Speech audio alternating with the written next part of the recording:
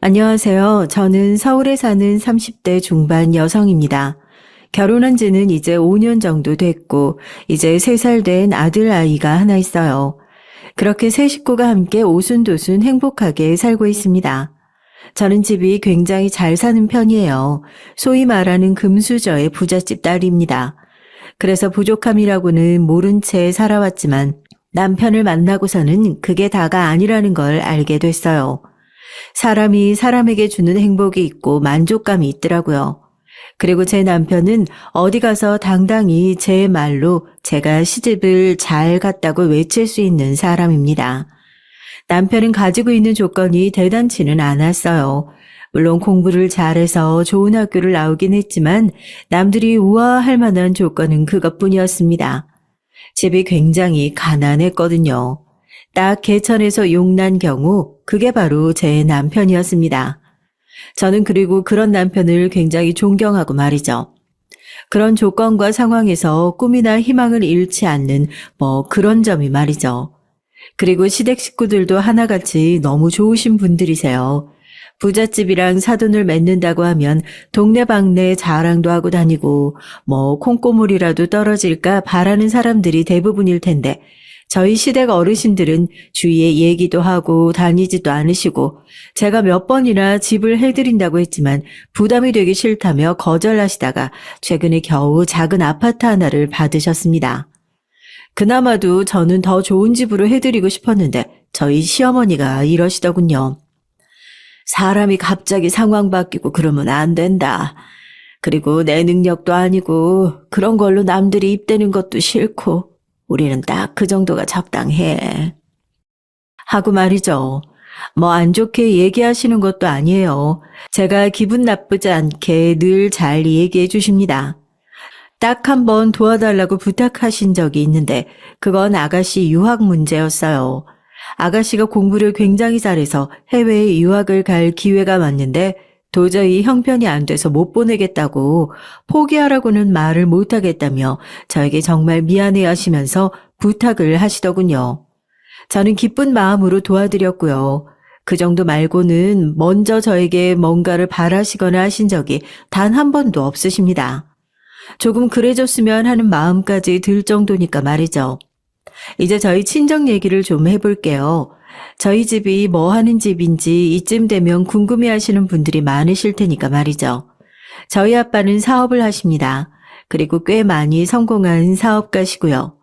그러니 제가 이렇게 부잣집 딸로 살 수 있는 거기도 하고 말이죠. 저희 부모님은 남편과 결혼할 때 조금 마음에 안 들어하긴 하셨지만 그래도 더 잘난 집에 딸을 빼앗기는 것보다는 낫다고 생각하신 모양이었어요. 그리고 또 지금은 사위를 굉장히 예뻐라 하시고 말이죠. 그만큼 저희 남편이 심성이 곱고 모두에게 잘하는 좋은 사람이라 그런 거겠지만요. 남편은 원래 좋은 학교를 나와 저희가 흔히 이름만 대면 다 안다고 하는 대기업에 다녔어요. 원래는 저희 아버지 회사에 다닌 건 아니었죠. 대기업에서 인정받는 능력 있는 사원이었습니다. 그런데 어느 날 아버지가 그러시더군요. 이제 양서방도 슬슬 사업 물려받을 준비를 해야 하지 않겠나? 라고 말이죠. 사실 저는 생각을 하긴 했습니다. 저희 집에 자식이라고는 저 하나밖에 없는데 저는 사업과 전혀 상관없는 전공에 지금도 뜻이 없으니 부모님은 당연히 사위에게 물려주고 싶으셨겠죠. 게다가 남편이 능력 없는 것도 아니고 좋은 대학을 나와서 지금은 인정받는 회사원이기까지 하니까 말이죠. 제가요? 뭘 그렇게 놀라? 그러면 우리 가족 중에 이렇게 능력 있는 사람이 있는데 내가 다른 사람에게 내 회사를 줄 줄 알았어? 남편은 처음에는 부담스럽다며 거절했습니다. 자기 몫도 아니고 자기는 그럴 그릇도 되지 않는다고 말이죠. 하지만 그런 모습이 더더욱 아빠 마음에 든 것 같았어요. 한 1년 가까이 아빠가 남편을 설득했고 남편은 결국 아빠의 그 말을 받아들였습니다. 대신 한 가지 조건이 있었어요. 회사가 어디고 제가 아버님 사위라는 사실을 아무에게도 말하지 말아주십시오. 그리고 들어가는 것도 아래서부터 제대로 시작하고 싶습니다. 능력이 돼야 물려받을 수 있는 거니까요. 꼭 그렇게까지 해야 하나? 그러면 제가 이해되지 않을 것 같아서요. 그리고 그렇게 해야 직원들도 인정할 테고요. 남편은 확고했습니다. 그리고 아빠도 그런 남편의 마음을 존중했어요. 그리고 그게 맞다고 내심 생각하신 듯 남편의 그런 결정을 좋아하셨고 말이죠. 남편은 그렇게 정말 회사에 몇 사람 빼고는 아무도 모르게 저희 아빠 회사로 입사했습니다. 정말 거의 모든 사람이 모른 채로 말이죠. 그랬으니 저나 제 남편이 그런 일을 겪은 거겠죠. 이제부터 제가 이곳에 사연을 보내게 된 이유가 되는 일을 얘기해 보겠습니다. 저희 남편은 회사에서 꽤 힘든 나날들을 보내고 있는데 됐어요. 워낙 성격이 성격인지라 그런 걸 티를 하나도 내지 않는 사람이었지만 저는 알 수 있었습니다. 힘든 일이 있기는 하구나 하고 말이죠. 남편은 겉으로는 원래 다니던 대기업에서 일을 잘하기로 소문이 나 스카웃이 되어 온 모양새로 아빠 회사에 이직이 된 거였거든요. 그래서 그런지 시기와 질투가 심했던 것 같아요.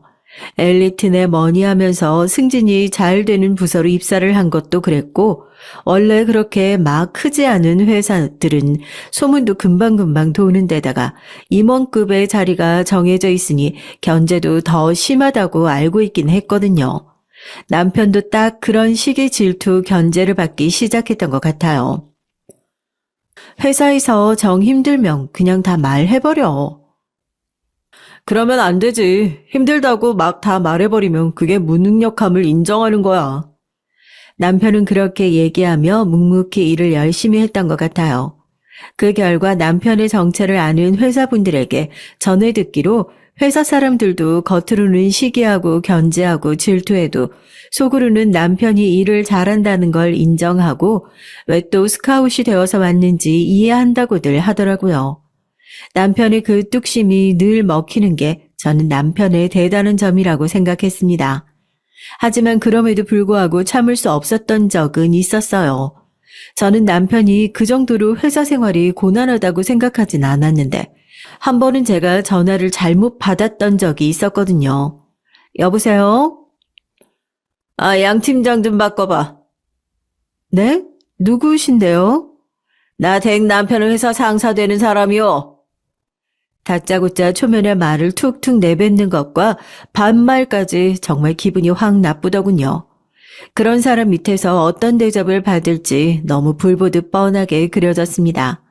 당장이라도 소리를 지르면서 초면에 반말은 너무 하시지 않냐 뭐 이렇게 따져 묻고 싶었지만 정말 안간힘을 다해 꾹 참았어요. 원래 제가 그렇게 인내심이 있는 편은 아닌데 남편을 생각하니 참아지더라고요. 그 김상무라는 사람 뭐야? 뭐가 그렇게 사람이 예의라고는 없어? 그분이 좀 그런 편이지. 그래서 회사 사람들한테 평판 안 좋아. 그 사람이 혹시 자기 괴롭히거나 하는 거 아니지? 나한테만 그러는 것도 아니고 직원들 다 싫어해서 별로 아무렇지 않아. 그러니까 너무 걱정하지 마. 남편은 그렇게 얘기했지만 저는 그 이후로도 내내 마음에 뭔가가 얹힌 듯 갑갑했습니다. 그리고 그 사람의 얼굴을 확인하고 싶어서 그냥 순수하게 어떻게 생긴 사람인지 너무 궁금했거든요. 그러던 중에 그럴 수 있는 기회가 왔습니다. 회사에서 부부 동반 송년회를 하는데 당신 부담스러우면 안 와도 돼. 아무래도 아는 얼굴도 있을 거 아니야. 아는 얼굴들은 자기 정체 비밀로 해야 한다는 거 다 아는데 뭐. 내가 부담스러울 게 뭐 있어? 나 갈게. 나도 회사 사람들 어떤 사람들인지 궁금했는데 잘 됐네. 정말 잘 됐다고 생각했습니다. 어차피 언젠가는 남편의 회사가 될 회사이기도 했고 지금은 저희 아빠 회사인데 제가 그동안 너무 몰랐다 싶은 마음도 있더라고요. 그래서 나가기로 했어요. 남편은 내심 조금 불안한 것 같기는 했습니다. 처녀 시절 원하는 건 다 하고 싶은 말 다 하고 살았던 제 성격을 아니까 그랬겠죠. 하지만 일부러 남편의 그런 걱정은 모른 척 했어요. 그리고 송년회 아침이 밝았습니다. 저는 옷차림부터 무척 신경을 썼어요. 너무 명품 티가 나지는 않지만 그래도 고급스럽고 품위가 있어 보이는 옷으로 선택했고 가방도 마찬가지였습니다. 알아볼 사람은 알아보겠지만 너무 경박스럽지는 않은 가방으로요. 그리고 화장과 머리도 다 샵에 가서 만졌습니다. 마찬가지로 너무 화려하지도 않지만 그렇다고 너무 수수하지도 않게 말이죠. 원래 저희 같은 사람들은 다니는 샵 정도는 다 있거든요. 그분들에게 중요한 날이니 잘 부탁한다고 해서 특별히 신경 쓴 차림이었어요. 그리고 원래도 남편 옷은 제가 다 골라줬었는데 그날은 더 성심성의껏 골랐고 말이죠. 사실 저는 저를 알아볼 줄 알았거든요.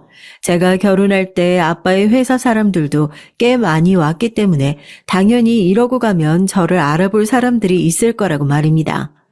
그런데 사람들은 생각보다 남들에게 관심도 없고 또 사람의 얼굴을 잘 기억하지 못하더라고요.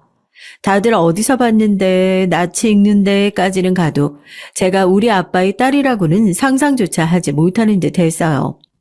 뭐 저라도 그런 건 상상조차 못했을 것 같기는 하네요.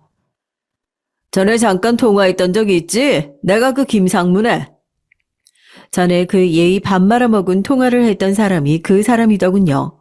저는 정말 안간힘을 다해 억지로 웃으며 내미는 손을 잡았습니다. 성질 같아서는 손을 쳐내고 싶었지만요. 양 팀장이 장가를 잘 갔다더니 정말인가 보네.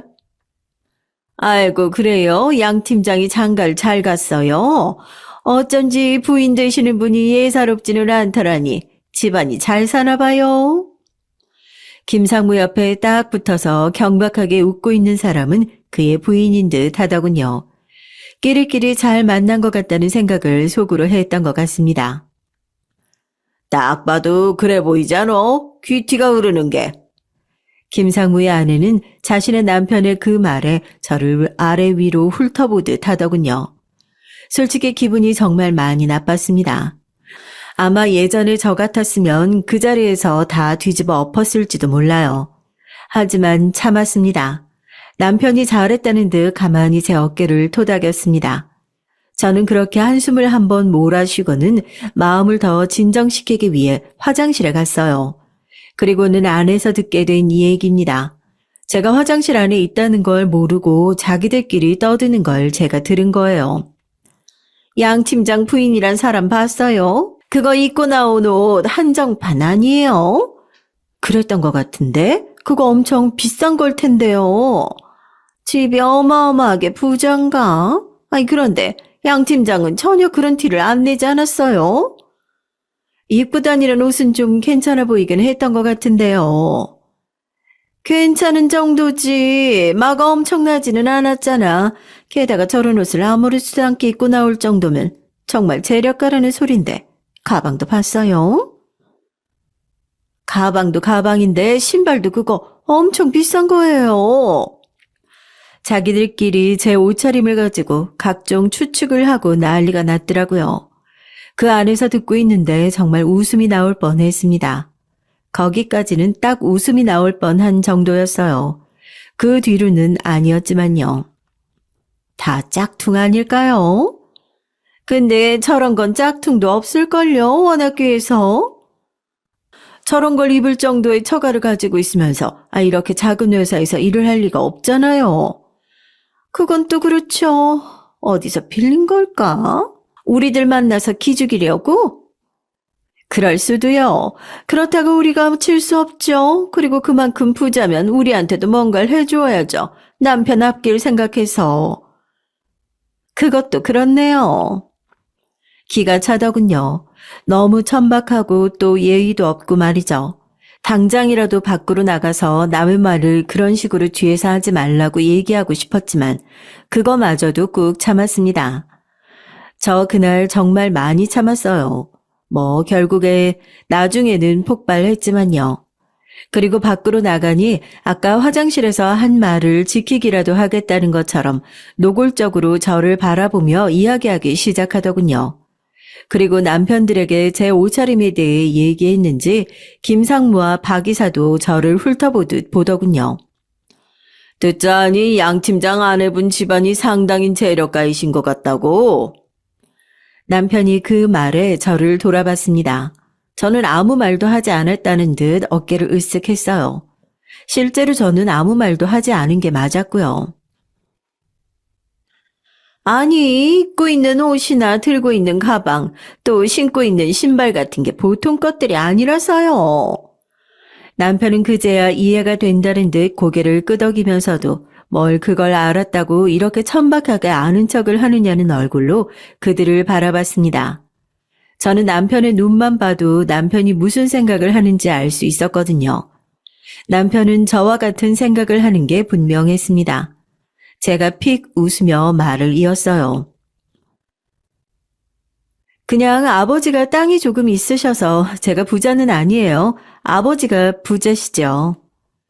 뭐 틀린 말은 아니었습니다. 저희 아버지는 땅이 많으셨거든요. 물론 회사도 있으셨지만요. 어쩐지 양 팀장 하고 다니는 게 보통은 아닐 거라고 생각했어. 그런데 왜 여기서 이러고 있어? 집에서 땅이나 물려받고 편안하게 살지. 정말 무례하지 않나요? 그런 말을 농담이라고 자기들끼리 하면서 껄껄거리는 모습을 보는데 정말이지 뒤통수를 한 대 치고 싶었습니다. 남편은 웃으면서 말했어요. 그건 장인어른 재산이고 저와는 관련 없는 건데요, 뭐. 에휴, 그런 게 어디 있어. 결국은 자네 아내가 물려받게 될 거고, 그럼 자네 재산이 되는 거지. 야, 나는 자네 같은 인생이 세상에서 제일 부러워. 장가 잘 갔네, 꿀 빠는 인생. 아이고, 그러니까 말입니다. 사람들 앞에 두고 계속해서 꿀을 빠니 일을 안 해도 되는 거니 하는 말을 해대길래 너무 화가 나서 한마디 하려는데 남편이 저를 막아섰어요. 그러고는 고개를 젓더군요. 정말 또 죽을 힘을 다해 참았습니다. 그리고 그때 아빠가 나타나셨어요. 다들 우르르 아빠에게 인사를 하러 갔습니다. 저는 그 자리에 가만히 있었고요. 김상무 박 이사의 아내가 저에게 말을 걸어오기 시작했습니다. 정말 무시하고 싶었어요. 남편 이 회사에서 성공하고 싶어 해? 네? 그게 무슨 말씀이세요? 당연히 다니는 회사에서 출세하고 싶어 하는 건 모든 사람이 하는 생각이죠. 그래서는 일만 잘해서는 안 돼. 네? 저는 정말 무슨 말을 하냐는 얼굴로 그들을 바라보며 물었습니다. 처음에는 정말 무슨 말을 하려는 건지 알 수 없었어요. 물론 얘기하다 보니 자연스레 알게 됐지만 말입니다. 양 팀장 부인은 되게 온실 속의 화초처럼 자랐나 봐. 이렇게 한 번에 못 알아듣네. 아니면 눈치가 없는 건가? 아니, 그게 대체 무슨 말씀이신지. 여기가 대기업도 아니고 이런 중견기업에서는 줄을 어떻게 타느냐, 누구한테 잘 보이느냐가 승진에 아주 중요하다는 얘기를 하는 거잖아. 따라서 우리한테 잘 보여야 된다는 말이고. 그러니까 자신들에게 잘하라는 얘기를 하고 있는 겁니다. 아니, 그런데 구체적으로 뭘 잘하라는 얘기인지 알아들을 수가 없겠더군요. 아니, 사실은 어렴풋이 짐작은 하고 있었는지도 몰라요. 하지만 그것만은 아니길 바랐는지도 모릅니다. 어쨌든 아빠의 회사인데 그 회사의 간부라는 사람들과 그 아내들이 그렇게 썩어 있기를 바라지는 않았으니까요. 그게 대체 무슨 말씀이신지. 그래서 제가 아방하게 모르는 척을 했어요. 그랬더니 두 사람은 답답한 듯 인상을 찌푸리고서는 가슴을 치더군요. 아우, 답답해. 남편 승진시키고 싶으면 우리 말 잘 듣고 또 알아서 뭐든 준비하라는 말이잖아. 그 뭐든이라는 게 돈을 말씀하시는 건가요? 어머머, 그걸 그렇게 크게 얘기를 하면 어떻게, 누가 들으면 어떻게 하려고. 그러니까 그게 맞기는 맞다는 얘기잖아요. 저는 순간 온몸이 분노로 차가워지는 기분이 들었습니다. 이렇게 노골적으로 돈을 요구하는 것도 너무 화가 났고 그걸 지금 저한테 하는 것도 너무 화가 났고 이런 일이 우리 아빠 회사에서 일어나고 있다는 것도 화가 났어요. 아무렇지도 않게 이런 말을 저에게 하는 걸 보면 그동안 빈번하게 어떤 일이 있어 왔다는 거잖아요. 화가 나서 아무 말도 하지 않고 있던 저에게 두 사람은 계속해서 말을 해왔습니다. 어차피 자기한테 그 정도 돈은 돈도 아닐 거잖아. 그러니까 남편 미래를 위해서 조금 쓴다고 생각해. 그래, 하고 다니는 거 보니까 무리인 것도 아니겠구먼. 저는 한 가지가 궁금했어요. 이거 남편분들도 다 아시는 얘기신 거죠? 다 합의가 된. 그니까 남편들도 공범인지가 제일 중요했습니다. 이 노골적이고 직접적인 뇌물 요구가 아내들이 그저 자신의 주머니를 채우기 위함인지 아니면 남편들과 작당하고 하는 행위인지 말입니다. 후자라면 거의 범죄나 다름없잖아요. 승진이나 앞길을 빌미로 돈을 뜯어내는 행위니까 말입니다. 그런 제 질문의 의도도 모른 채 그들의 아내들은 술술 잘도 불더군요. 당연히 얘기된 거지. 그러니까 안심해도 돼. 우리가 이런 약속은 또 확실하게 지킨다니까. 원래 그렇게 부자고 가진 집안일수록 감투 같은 거 더 중요하게 생각하지 않아? 아니 게다가 아버지가 땅 부자시면 그런 거 더 원하실 텐데. 물론 양 팀장 학벌 좋은 거 나도 아는데 요즘은 학벌은 좋은 사람 많잖아. 어느 회사에서 떡하니 임원직 하나 맡고 있다고 하면 아버님도 어깨가 확 펴지고 그러실 거 아니야. 그러니까 잘 생각해봐. 저희 아빠가 제 남편이 이 회사의 임원이 되면 어깨가 펴질 거라는 얘기를 듣고는 순간 정말로 웃음이 터져 나올 뻔했어요. 이 회사의 오너가 되기 위해 교육을 받는 사람에게 그게 무슨 말이란 말입니까? 진실을 알게 되면 자신이 그런 말을 왜 뱉었는지 땅을 치고 후회할 말들만 하더군요. 제가 썩 내켜하는 얼굴이 아니자 두 사람은 굉장히 의외라는 얼굴을 하더군요. 뭐 제가 바로 받아들이고 얼마를 드리면 되냐 물어볼 줄 알았나 봐요. 우리 힘 없으면 남편 출세길 막힌다니까 그러네. 우리 말이 장난 같아? 인사팀에도 다 우리 남편 사람이야. 능력으로 임원되고 그러는 세상이 아니라니까. 진짜 생각 잘해야 돼. 그리고 우리 말도 잘 듣고 앞으로 모임 같은 거 하면 꼬박꼬박 나오고. 그 속내도 뻔했습니다. 보나마나 불러내서 밥이고 쇼핑이고 다니면서 결제는 다 제가 하게 만들려고 그러는 거겠죠. 저는 점점 더 부글부글 끓어오르는 기분이었습니다. 우스운 마음도 들었지만 그보다 화가 나는 마음이 먼저였어요. 결국은 내 남편이 물려받을 회사가 이렇게 썩었다는 얘기니까 말입니다. 한번 물갈이를 하긴 해야겠네. 제가 혼잣말을 하듯 중얼거렸어요. 그리고 그걸 두 사람이 들었고 말이죠. 뭐 들으라고 한 말이긴 했습니다. 아니, 지금 뭐라고 했어? 그거 우리한테 한 소리야? 네. 제 그 단호하고 즉각적으로 나온 대답에 두 사람은 놀란 듯 보였습니다. 제가 이렇게 반응할 거라고는 상상조차 하지 못했겠죠.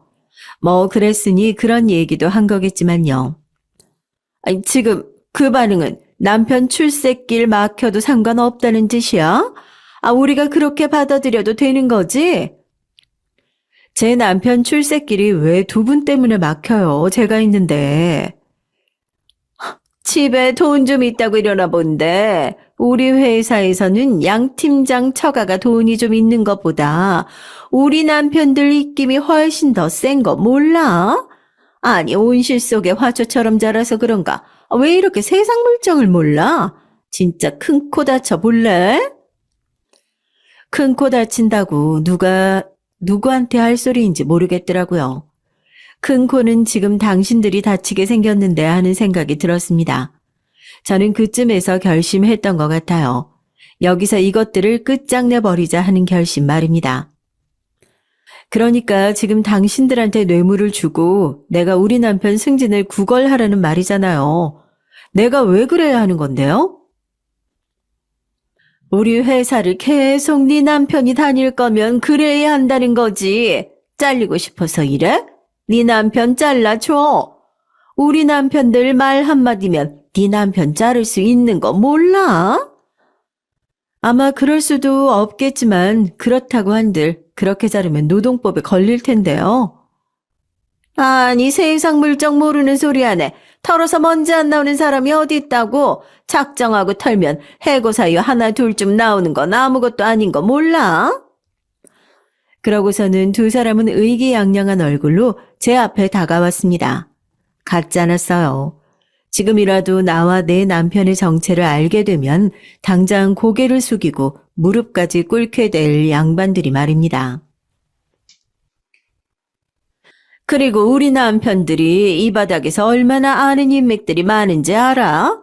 결국 회사는 달라도 임원들은 다 거기서 거기라 아는 사이란 말이야.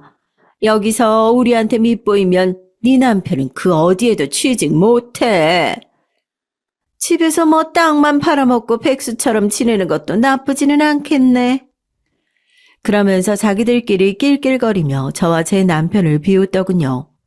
그 순간 이성의 끈이 조금 끊어지는 것 같은 기분이 들었습니다. 인사가 다 끝난 건지 김상무와 박 이사 그리고 남편이 저희 쪽으로 다가왔습니다. 남편은 제 얼굴을 보고 바로 알아챘어요. 방금 전까지 무슨 일이 있었다는 사실을 말입니다. 여보, 양 팀장 크게 되기는 글른 것 같네. 부인분이 영 말귀를 못 알아들으시네. 너무 꽃처럼만 자라셨나 봐. 그렇게 돌려서 제가 돈을 주지 않겠다고 했다는 걸 말하더군요. 그 말에 김상무와 박 이사의 표정이 굳어졌습니다. 그리고는 한숨을 쉬며 저와 남편의 어깨를 꽉 잡고서는 말했어요. 양 팀장, 세상에는 바르게만 해서는 안 되는 것들이 있어. 출세도 바로 그래. 이렇게 답답하게 굴어서야 성공할 수 있겠어. 그 좋은 대기업 포기하고 여기로 왔으면 임원은 달아봐야 할 거 아니야. 우리가 앞길 열 수 있게 도와준다잖아. 남편도 무슨 소리를 하는 건지 바로 아는 것 같은 눈치였습니다. 아마 남편은 회사에 있으면서 더 많은 것들을 보고 들었을 테니 알 수 있었겠죠. 게다가 이들이 이렇게 자연스럽게 돈을 요구하는 것을 보면 이게 처음 있는 일도 아니었을 테니 회사에서 뒷말이 있기도 했을 테고 말이죠. 아니, 저는... 남편이 곤란해하는 모습을 보자마자 제 뚜껑이 그대로 열렸습니다. 더는 참을 수가 없었어요. 저는 심호흡을 한번 크게 하고는 남편의 손을 덥석 잡았습니다.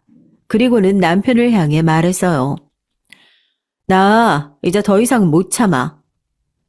그리고 남편은 그런 제 말의 의도를 한 번에 눈치챘습니다. 제가 하려는 행동이 뭐였는지 말이죠. 남편은 그러지 말라는 듯 제 손을 마주 잡았지만 저는 이번에는 남편의 말을 들어줄 생각이 없었어요. 이 썩고 고인 물들을 당장이라도 처리해야겠다는 생각뿐이었습니다. 못 참으면 뭐 어쩔 건데? 그러니까 나도 궁금하네. 뭐 할 수 있는데? 김상무와 박 이사의 아내가 그렇게 얘기를 하며 저를 조롱하듯 빤히 보더군요. 그 시선에 남편도 제 손을 놓았습니다. 남편도 이제는 어떻게 더 말려볼 수도 없겠다 싶어진 모양이었습니다. 그리고 그들의 그런 태도에 그럴 마음이 사라진 것도 같았고 말이죠. 저는 그런 그들을 똑바로 보며 말했습니다.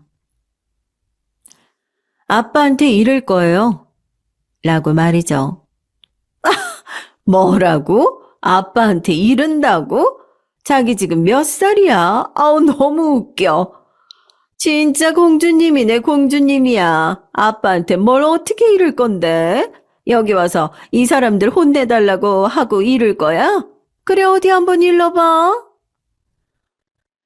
자신들에게 곧 닥쳐올 미래를 하나도 모른 채 그렇게 웃고 있는 모습들을 보면서 저는 조용히 전화를 걸었습니다. 제 아빠이자 이 회사의 주인에게 말이죠. 그들은 제가 이른다는 아빠의 정체를 전혀 알지 못하고 저를 비웃기 바빴어요. 뭐 상상하지도 못했겠죠. 저라도 그러긴 했을 거예요. 아빠, 난데. 제가 그렇게 말을 꺼내는 순간 앞에 있던 김상무와 그의 아내 그리고 박 이사와 그의 아내가 더 크게 저를 비웃기 시작했습니다. 진짜 아빠한테 전화를 했나 봐. 어디가 조금 모자란 거 아니야? 정말로 이르는 거야? 하면서 킥킥거렸어요. 이 모든 사실을 다 알고 있는 남편만이 한숨을 쉬며 그들을 가만히 바라봤습니다. 앞으로 저들에게 무슨 일이 닥치게 될지 남편은 알고 있었으니까요. 김범선 상무, 박지웅 이사 알지? 그럼 알지. 그런데 그 두 사람은 왜? 그 사람들 좀 잘나요, 지금 당장. 전화기 너머 아빠는 이 모든 일이 무슨 상황인지 어리둥절해 하시며 무슨 일이냐고 물었고 제 앞에 그 네 사람은 저를 보며 그렇게 말하면 아버지가 아세요 하면서 여전히 저를 비꼬고 조롱하기 바빴습니다. 그런 그들을 똑바로 바라보며 제가 전화기 너머의 아빠에게 말을 더했어요. 아빠, 회사에 이런 사람들이 있으면 안 될 것 같아. 나한테 네 남편 승진시키고 싶고 앞길 막기 싫으면 돈을 달라고 뇌물을 대놓고 요구하더라고. 뭐? 너한테? 아빠는 놀라서 되물었고 제 앞에 네 사람은 가만히 제 말을 웃으면서 듣고 있다가 어딘가 이상한 걸 깨달은 듯 고개를 갸웃거리기 시작했습니다. 그리고 한 사람이 멍한 얼굴로 이런 말을 하더군요. 아빠 회사? 그래도 그렇게까지 멍청하지는 않은지 제 말을 알아들은 것 같기는 했습니다. 일부러 알아들으라고 아빠 회사라는 말을 꺼낸 거거든요. 그리고 그 뒤로 모두 머리 위에 물음표가 뜬 것 같은 얼굴로 저를 바라봤어요. 제가 지금 무슨 소리를 하고 있나 싶었겠죠. 아빠 회사라니 말입니다. 일단 아빠가 여기로 좀 와봐요. 나랑 양서방 있는 대로. 그렇게 말을 하고 전화를 끊은 뒤 가만히 팔짱을 끼고 제 앞에 네 사람을 바라봤습니다. 그들은 조금 전과는 너무나 다른 얼굴들이었어요. 어딘가 불안해 보이기도 했고 또 이게 무슨 일인지 전혀 영문은 알 수 없는 얼굴이기도 했고 또 쎄한 느낌을 느끼는 얼굴이기도 했습니다. 잠시 정적이 흐른 뒤 김상무의 아내가 저를 향해 물었죠. 그 말투는 조금 전과는 사뭇 달랐습니다. 어딘가 상당히 조심스러웠거든요. 혹시 이름이 뭐예요? 라고 말이죠. 조금 전까지는 반말을 찍찍 내뱉다가 갑자기 존댓말을 하는 게 우습더군요. 비웃음이 섞인 얼굴로 가만히 바라보다가 제가 한자 또박또박 제 이름을 말했습니다. 허예진이요. 그들의 얼굴이 순식간에 흑빛이 되는 것을 봤어요. 이 회사 오너의 성이 허씨라는 것은 모두가 알고 있는 사실이었으니까요. 흔하지도 않은 성이었고 또 조금 전에 제 통화를 유추해 봤을 때 누가 봐도 추측이 가능한 상황이었잖아요. 제가 이 회사의 대표의 딸이라는 사실을 말입니다. 게다가 머릿속을 스쳐 지나갔을 겁니다. 이 회사 대표의 하나밖에 없는 고명딸이 평범한 회사원과 결혼을 했다는 그 사실을 말입니다. 김상무가 멍한 얼굴로 중얼거렸어요. 어쩐지 낯이 익더라니. 낯이 익을 수밖에요. 제 결혼식에도 왔던 사람이니 말입니다. 정말이지 그 바보 같음에 한숨이 나왔던 것 같아요. 제가 몰라 뵙고 죽을 죄를 졌습니다. 상황 파악을 끝낸 김상무는 냅다 90도로 고개를 숙였습니다. 저는 그런 김상무를 팔짱을 풀지 않은 채 그냥 가만히 바라보기만 했어요. 그리고 멍청한 그의 부인은 아직도 상황 파악이 덜 된 것 같았습니다. 자기 남편을 향해 멍청한 얘기를 늘어놓았거든요. 아니 당신 갑자기 왜 이래? 뭔데? 왜 인연한테 고개를 숙여? 닥치지 못해? 인연이란 무슨 상황인지 모르겠어. 입 다물어. 그리고 김상무가 그렇게 소리를 지르자 김상무의 아내는 입을 다물고는 어딘가 불안한 얼굴로 저를 바라봤어요. 뭔지는 몰라도 일단은 제가 중요한 사람이라는 건 깨달은 듯 보였습니다. 그 순간이었어요. 이게 다 무슨 소란이야? 제 아빠이자 제 남편의 장인 어른이자 그리고 이 회사의 대표인 아빠가 도착해 물었습니다. 그리고 아빠의 얼굴을 확인한 김상무와 박이사 그리고 그의 아내들의 얼굴이 새하얗게 질렸어요. 그리고는 제 다음 말에는 거의 기절할 듯한 얼굴이 되더군요. 아빠! 제가 자신들의 대표를 다름 아닌 아빠라고 불렀으니 말입니다. 이게 다 뭐야? 아빠는 일단 제가 이런 자리에서 자신을 아빠라고 부르는 것에 놀란 것 같았어요. 남편이 이 회사에 자신의 사위로 취직했다는 게 비밀인 상황이기도 했고, 게다가 저는 이런 중요한 자리에서는 아빠를 아빠라고 부르지 않고 아버지 혹은 대표님이라고 불렀거든요. 그런데 냅다 아빠라고 부르면서 팔짱까지 끼니 놀라실 수밖에요. 대표님 그게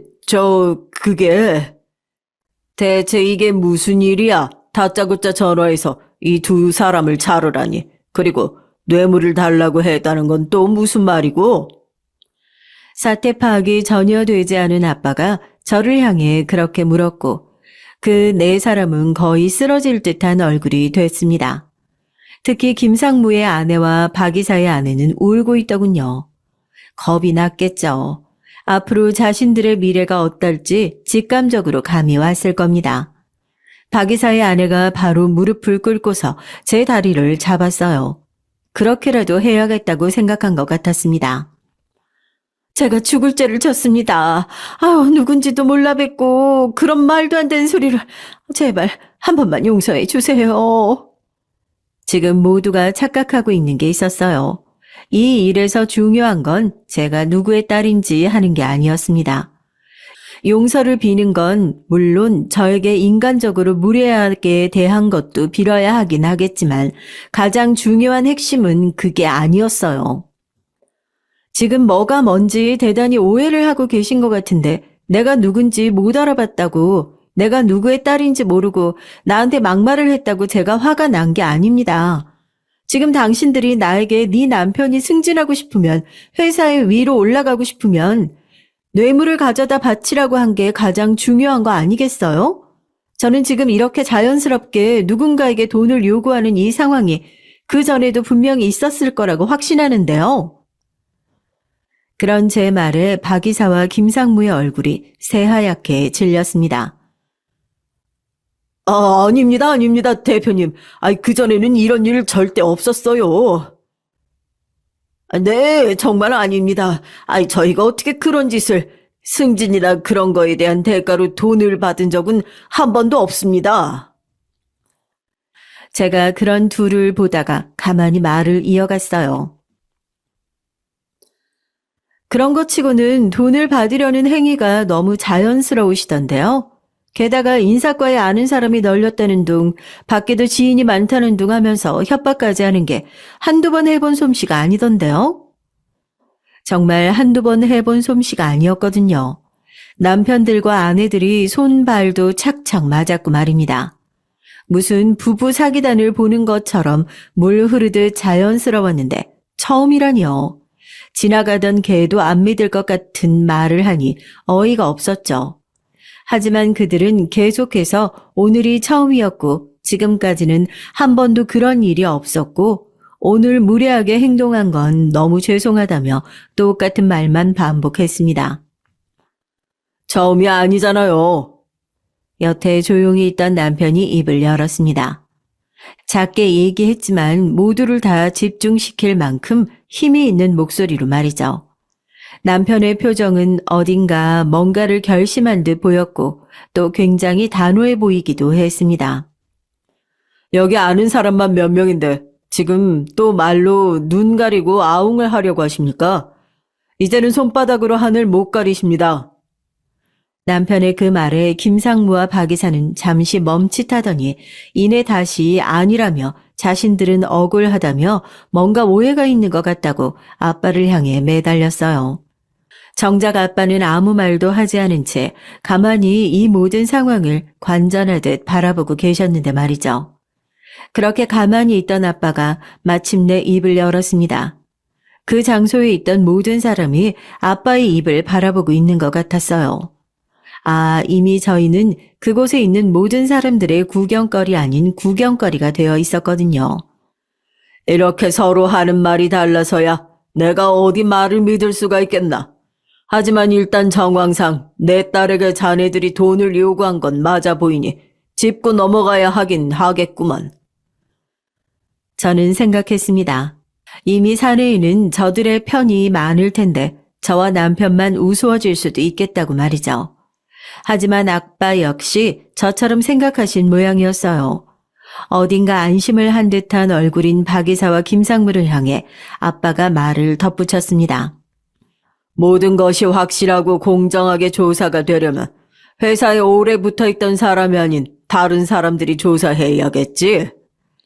아빠의 그 말에 박 이사와 김상무가 화들짝 놀랐습니다. 자네들은 이미 회사에 연도 많고 인맥도 많을 거 아닌가? 그런 사람들이 하는 조사는 신뢰성이 떨어지지. 이 모든 건 내가 우리 사위한테 맡길 테니 그렇게들 알고 있게. 이렇게 얘기하고 아빠는 돌아서서 갔습니다. 오늘 저에게 돈을 요구한 건 또 따로 징계가 있을 거라는 말씀을 하시고서는 말이죠. 그들은 정말 절망적인 표정으로 한동안 멍하니 있다가 저를 향해 다시 우는 소리를 해대기 시작했어요. 뭐 반성한다고 얘기는 했어도 전혀 믿기지는 않겠지만 그 징징거리는 태도들을 보고 있자니 속으로 운이 없어서 재수가 없어서 이렇게 생각하는 게 너무나 뻔하게 그려졌습니다. 제가 아버지 딸이 아니었으면 꼼짝없이 그 돈 줬어야 했겠죠. 그런데 본인들 말처럼 제가 처음이라고 치면 제가 돈이 많아 보여서 그걸 갈취할 목적으로 그랬다는 말인데 그것도 죄질이 너무 나쁜 거 아닌가요? 그들은 그런 제 말에도 그저 죄송하다, 죽을 죄를 지었다 이런 말만 반복했습니다. 뭐 다른 말을 할 수가 없기는 했을 거예요. 잘못을 한 게 맞았고 그리고 거짓말도 하는 게 맞는데 거기서 더 무슨 말을 할 수 있었겠어요. 그렇게 그날 그 사건은 일단은 거기까지였습니다. 물론 그 뒷얘기도 있지만 말이죠. 남편은 그날 이후로 당연히 회사의 소문이 다 났다고 하더라고요. 뭐 어쩔 수 없는 일이기는 했습니다. 누가 봐도 아버지의 후계자로 들어온 게 뻔한 상황이니 다들 굉장히 관심을 가질 수밖에 없었을 거예요. 그리고 아빠는 그 핑계로 남편을 바로 승진시켰습니다. 명목은 박 이사와 김상무의 비리 조사였지만 사실 아빠는 내심 남편이 빨리 회사에서 자리 잡아서 빨리 물려주고 싶어하는 마음이 크셨거든요. 본인은 늘 쉬고 싶다고 말씀하셨으니까요. 그래서 이때다 하는 마음으로 승진부터 시키신 겁니다. 어쨌든 남편의 승진 이후로 그들에 대한 조사는 속도가 붙었다고 전해 들을 수 있었어요. 조사를 해보니 피해자가 한둘이 아니었더라고요. 그간 그들에게 돈을 달라고 요구받은 직원들도 많았고 주지 않았다는 이유로 승진해서 누락이 되거나 혹은 불이익을 받은 직원들도 많았습니다. 그들의 증언이 정말 말 그대로 물밀듯 밀려들어왔다는 얘기를 들을 수 있었어요. 그쯤 되니 저는 궁금하더라고요. 대체 뭘 믿고 그렇게 아빠 앞에서 억울한 척, 여태는 그런 일이 없었던 척 할 수 있었나 싶은 생각이 들었습니다. 저질러 놓은 일들이 이렇게 많은데 증언하는 사람이 단 한 명도 없을 거라고 그렇게 생각하는 게 일반적이지는 않잖아요. 그리고 얼마 지나지 않아 그 의문에 대한 답을 들을 수 있었습니다. 물론 그들에게서는 아니었어요. 박 이사와 김상무에게 돈을 주지 않아 불이익을 당한 직원의 말에서 그들이 그렇게 당당했던 이유를 알 수 있었습니다. 저한테 그러더라고요. 자기들은 이렇게 해도 된다고. 결국에는 아무 일도 일어나지 않을 거라고. 여태껏 계속 그래왔다고요. 그리고 진짜로 아무 일도 일어나지 않더군요. 회사에는 제 편보다는 저 인간들 편이 더 많았고 사람들은 알면서도 혹시나 자기에게 불이익이 떨어질까봐 입도 뻥끗하지 않았어요. 그래서 수년, 아니 수십 년 동안 그런 비리를 저지르면서 그렇게 당당할 수 있었던 겁니다. 그랬습니다. 회사의 소위 얘기하는 높으신 분 중에서는 백 이사와 김상무 편이 많았고 또 그 사람들은 서로의 비리를 눈 감아주는 사이였으니 밑에 직원들이 하는 말쯤은 가볍게 무시를 하고 또 그런 얘기를 함부로 떠들고 다니는 직원들에게는 불이익을 주는 방식으로 계속해서 입막음을 해왔던 거예요. 말 그대로 안에서부터 골마서 썩어가고 있었어. 남편이 말했습니다. 이 일을 해결하기 위해서는 생각보다 많은 시간이 필요하다고, 더 힘들 거라면서 말이죠. 겉으로 보기엔 김상무와 박 이사 둘만의 일이었지만 파고 들어가면 침묵으로 동의를 해줬던 다른 윗선들도 있었을 테니 말입니다. 남편이 그렇게 승진하자마자 위부터 건드리니 그런 남편을 못마땅하게 생각하는 사람들도 많았다고 합니다. 하지만 아빠가 힘을 많이 실어줬다고 하네요. 아빠도 내심 회사가 안에서부터 곪아가고 있고 이 문제를 해결해야 앞으로 더 커질 수 있다는 걸 알고 계셨던 듯 합니다. 하지만 그걸 다 잡을 계기가 없었고 저와 제 남편의 일이 그 계기가 되었던 거죠. 저는 그 뒤로 회사 내부의 사정을 완전히 자세히 알지 못합니다. 결론부터 얘기하면 그 김상무와 박 이사는 둘 다 회사를 그만뒀어요. 중간에 본인들이 스스로 그만뒀다고 하더라고요. 문제가 커지면 이건 회사 내부에서 징계를 먹고 말 문제가 아니라 경찰서까지 들락거려야 하는 사건이 될 수도 있으니 재빨리 발을 뺀 거죠. 그리고 남편은 계속해서 회사 내부에 골마 있는 부분들을 해결하려고 노력 중이고요. 아직도 그 싸움은 끝나지 않았습니다. 아빠는 그 문제를 해결해 나가는 남편을 보면서 이 회사를 정말 맡겨도 되겠구나 하는 확신을 얻으셨다고 나중에 얘기해 주셨어요. 그리고 박 이사와 김상무의 그 아내들이 저에게 한풀이라도 하듯 찾아와서 따진 적이 있었습니다. 저는 연락이 와서 불러내길래 뭔 사과라도 하려나 싶었는데 제가 그들을 너무 만만히 봤더라고요. 상상 이상의 사람인데 말입니다. 우리가 이렇게 되니까 속이 좀 시원해요? 제가 무슨 잘못을 한 것처럼 들리네요. 잘못한 건 그쪽들인데. 아니, 일을 하다 보면 다른 회사들도 그런 일 많아요. 우리가 재수없게 걸린 게 사주 딸이라서 이렇게 된 거지. 그건 제 알 바 아니고요. 그것 따지려고 지금 저를 불러내신 거예요? 제 그 말에 두 사람은 저를 가만히 보더니 말을 이어갔습니다. 아무리 생각해도 그날 무릎까지 꿇은 건 너무 자존심이 상해서. 그 말에 제가 기가 차서 웃었습니다. 제가 꿇으라고 한 적도 없고 본인이 꿇으셨잖아요. 그 말에 박 이사의 아내가 얼굴이 붉어져서는 그럴 수밖에 없게 네가 상황을 만들었지 않냐. 젊은 여자가 어른들에 대한 공경심이 너무 없다. 돈 많고 사장딸이면 다냐 하는 막말을 늘어놨습니다. 제가 녹음을 하고 있다는 사실은 정말 꿈에도 모른 채 말이에요. 그리고 저는 그들을 고소했어요.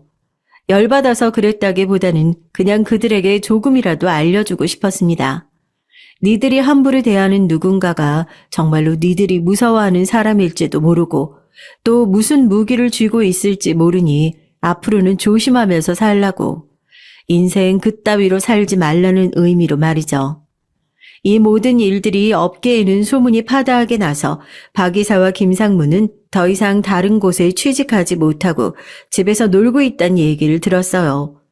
그들의 아내도 사모님 놀이하는 걸 좋아했는데 더는 그러지 못하는 걸 한스럽게 생각했겠죠. 그리고 이 일이 완전히 끝난 것도 아닙니다. 남편은 계속해서 그들의 비리 정황을 찾고 있으니까 말이죠. 그 사모들은 더 이상 사모님 놀이를 할 수 없어서 저를 원망하고 있을 겁니다. 어디서 상무님 아내, 이사님 아내라면서 올려쳐주면 떠받들어주던 사람들이 이제는 더 이상 없으니까 말이죠. 일단은 그것만으로도 조금은 속이 시원하기는 해요. 완전히 다 해결하지는 못했지만 말이죠. 그리고 동네에서 뇌물을 요구했다는 소문이 다 퍼져서 이사하여야만 했다고 하더라고요. 자식들이 다니는 학교에도 부모가 뇌물을 받았다 뭐 이런 얘기가 퍼져서 아이들이 전학을 가야 했다고도 들었고 말입니다. 그래도 아주 조금이라도 받는 벌이 있어서 다행이라는 생각을 했던 것 같아요. 그리고 언젠가 남편이 모든 조사를 다 하고 회사의 비리를 완전히 뿌리째 뽑게 되는 날 그들은 경찰서에 가 있을 거니까요. 그리고 그날이 멀지 않았다고 저는 확신합니다. 남편은 그럴 능력이 있는 사람이니까요. 어떤 일을 겪으면서 제일 많이 했던 생각이 자신의 지위나 가진 것에 취해서 도덕적으로 옳지 않은 짓이나 행동을 아무렇지 않게 하다 보면 그게 정말로 별 문제가 안 된다고 느껴지는 순간이 오는 사람들이 있는 것 같더라고요. 저는 그렇게 되지는 않겠다 하는 생각을 했습니다. 너무 추하잖아요. 완전하게 사이다처럼 시원한 복수를 한 건 아니지만 아직 이 얘기는 현재 진행형이니까 다음에 완전하게 그들이 죗값을 치르게 되면 그리고 그게 사연거리가 된다는 생각이 들면 다시 얘기를 전하러 올게요. 제 얘기가 재미있으셨을지 모르겠네요. 저는 쓰다 보니 지난 날이 떠올라 화가 나기도 했지만 그래도 나름대로 재미있었거든요. 여러분들도 그랬으면 좋겠습니다. 그리고 제 얘기가 누군가에게 조금이나마 교훈이 되었다면 더 좋을 것 같네요. 사실 그랬으면 하는 마음에 사연을 쓰게 된 거니까요. 얘기가 너무 길어졌는데 긴 얘기 들어주셔서 감사합니다. 언제 어디서나 늘 행복하시고 건강하세요. 청취자 여러분 안녕하세요. 저는 결혼한 지 얼마 안 된 32살 새댁입니다. 이제 갓 돌이 지난 아이가 하나 있고요.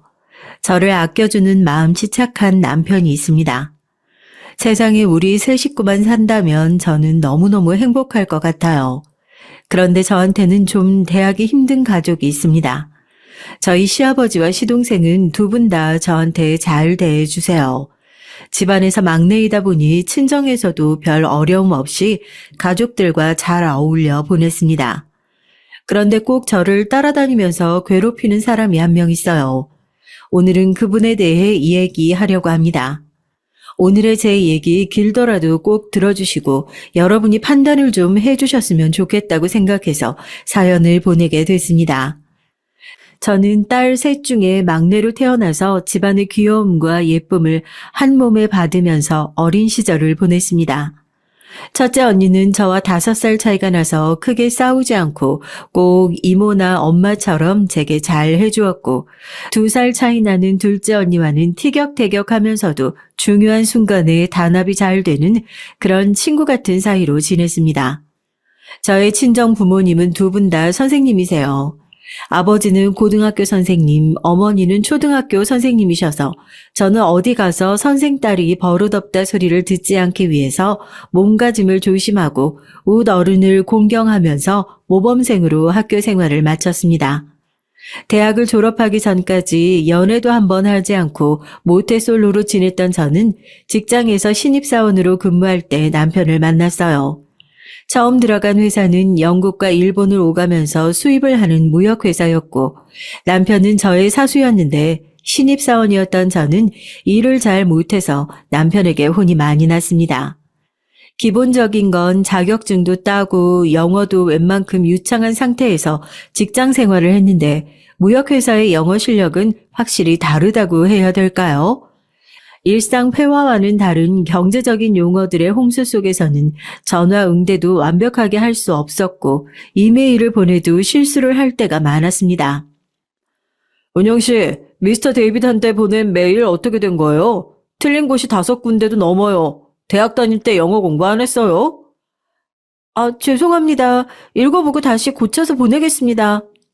됐습니다. 대신 내가 사과 메일 보냈어요. 앞으로 바이어들한테 메일 미리 보내지 말고 나한테 검사 받고 보내세요. 알았습니까? 네, 알겠습니다.